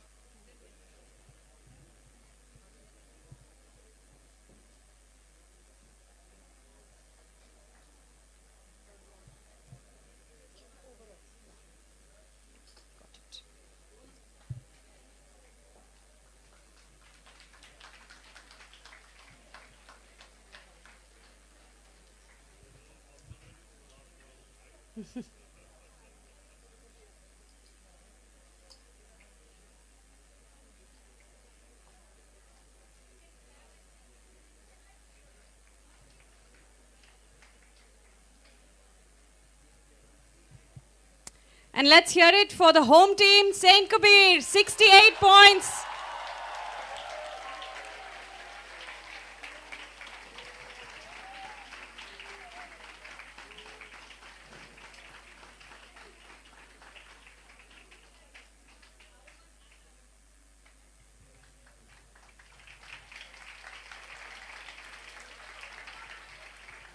So if you've read Tintin comics, you know there are two characters, Thompson and Thompson, with the P and without the P. So there are a lot like them, Aryaman and Aryaman.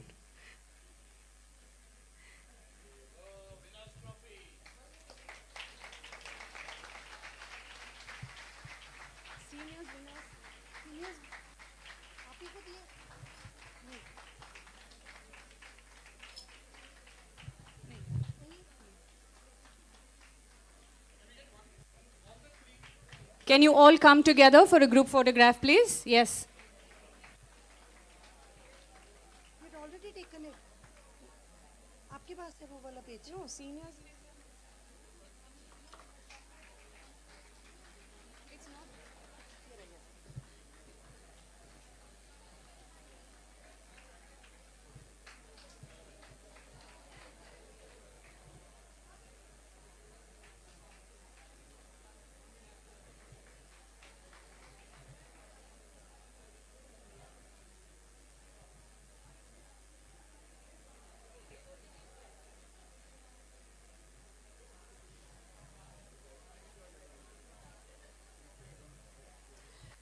Learn from this team how to hold it.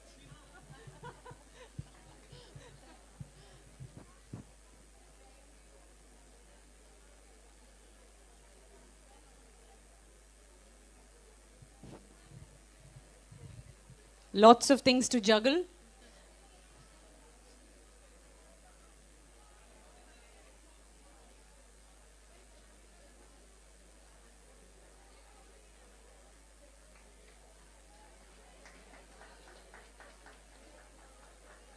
A big round of applause as they pose for the final picture. Congratulations. And now let's move on to the prizes for the senior category. In third place, we had the team, again the home team from Saint Kabir with 48 points. Applause. Don't let it die down till all the teams come on stage.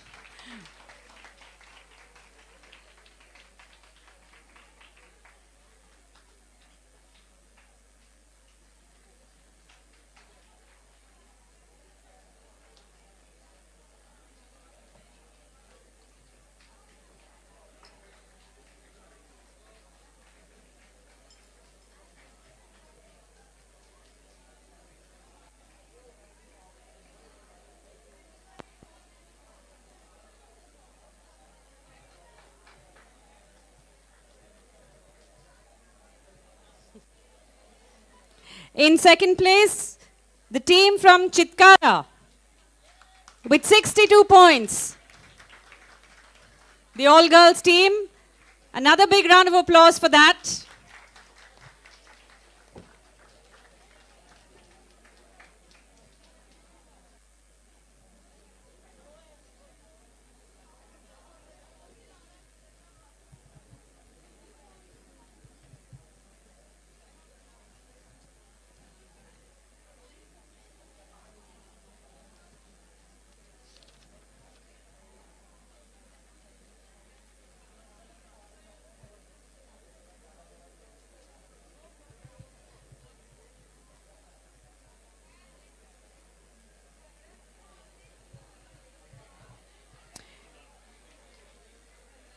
And in first place, the team from Mount Carmel with 67 points.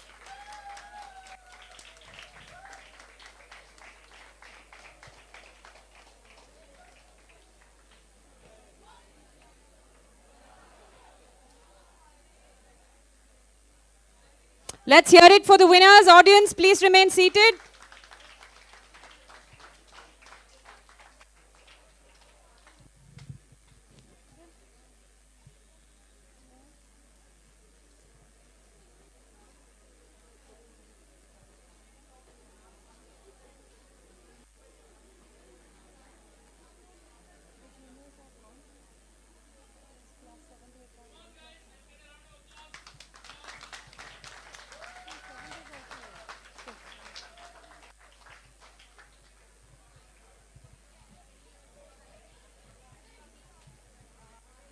And please come together, teams, for a quick photograph.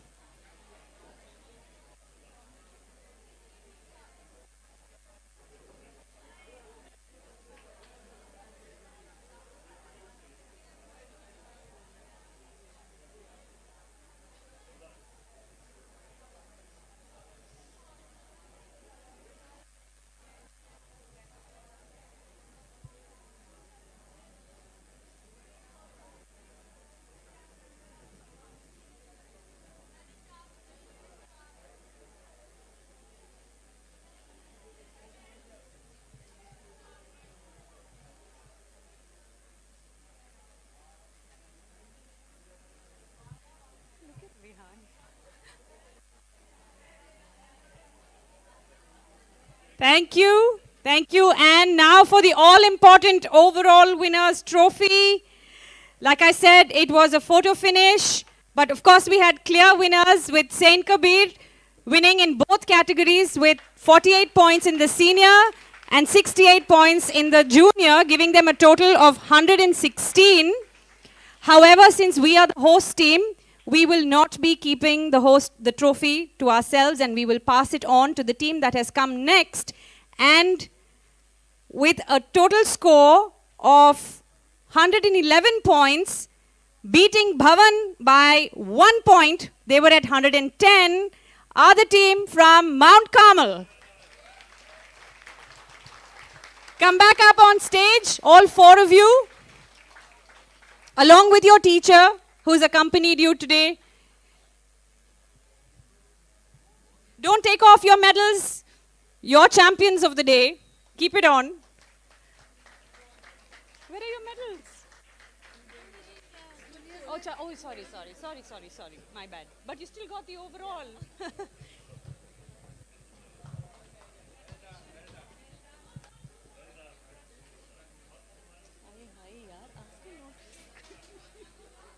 No, they are actually very eager.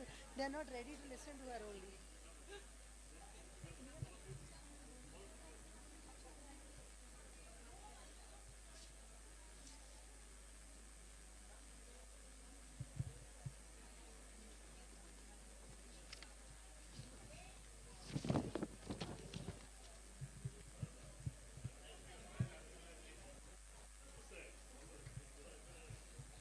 Thank you, everybody.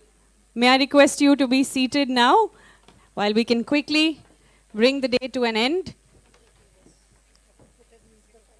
So may I take this? Yeah. So a fabulous day of quizzing has come to an end, and we cannot thank all of you enough. Thank you to the participating teams, the schools, and the teachers who accompanied them. Venki and Abid, thank you for your expertise, your commitment, and your passion for quizzing.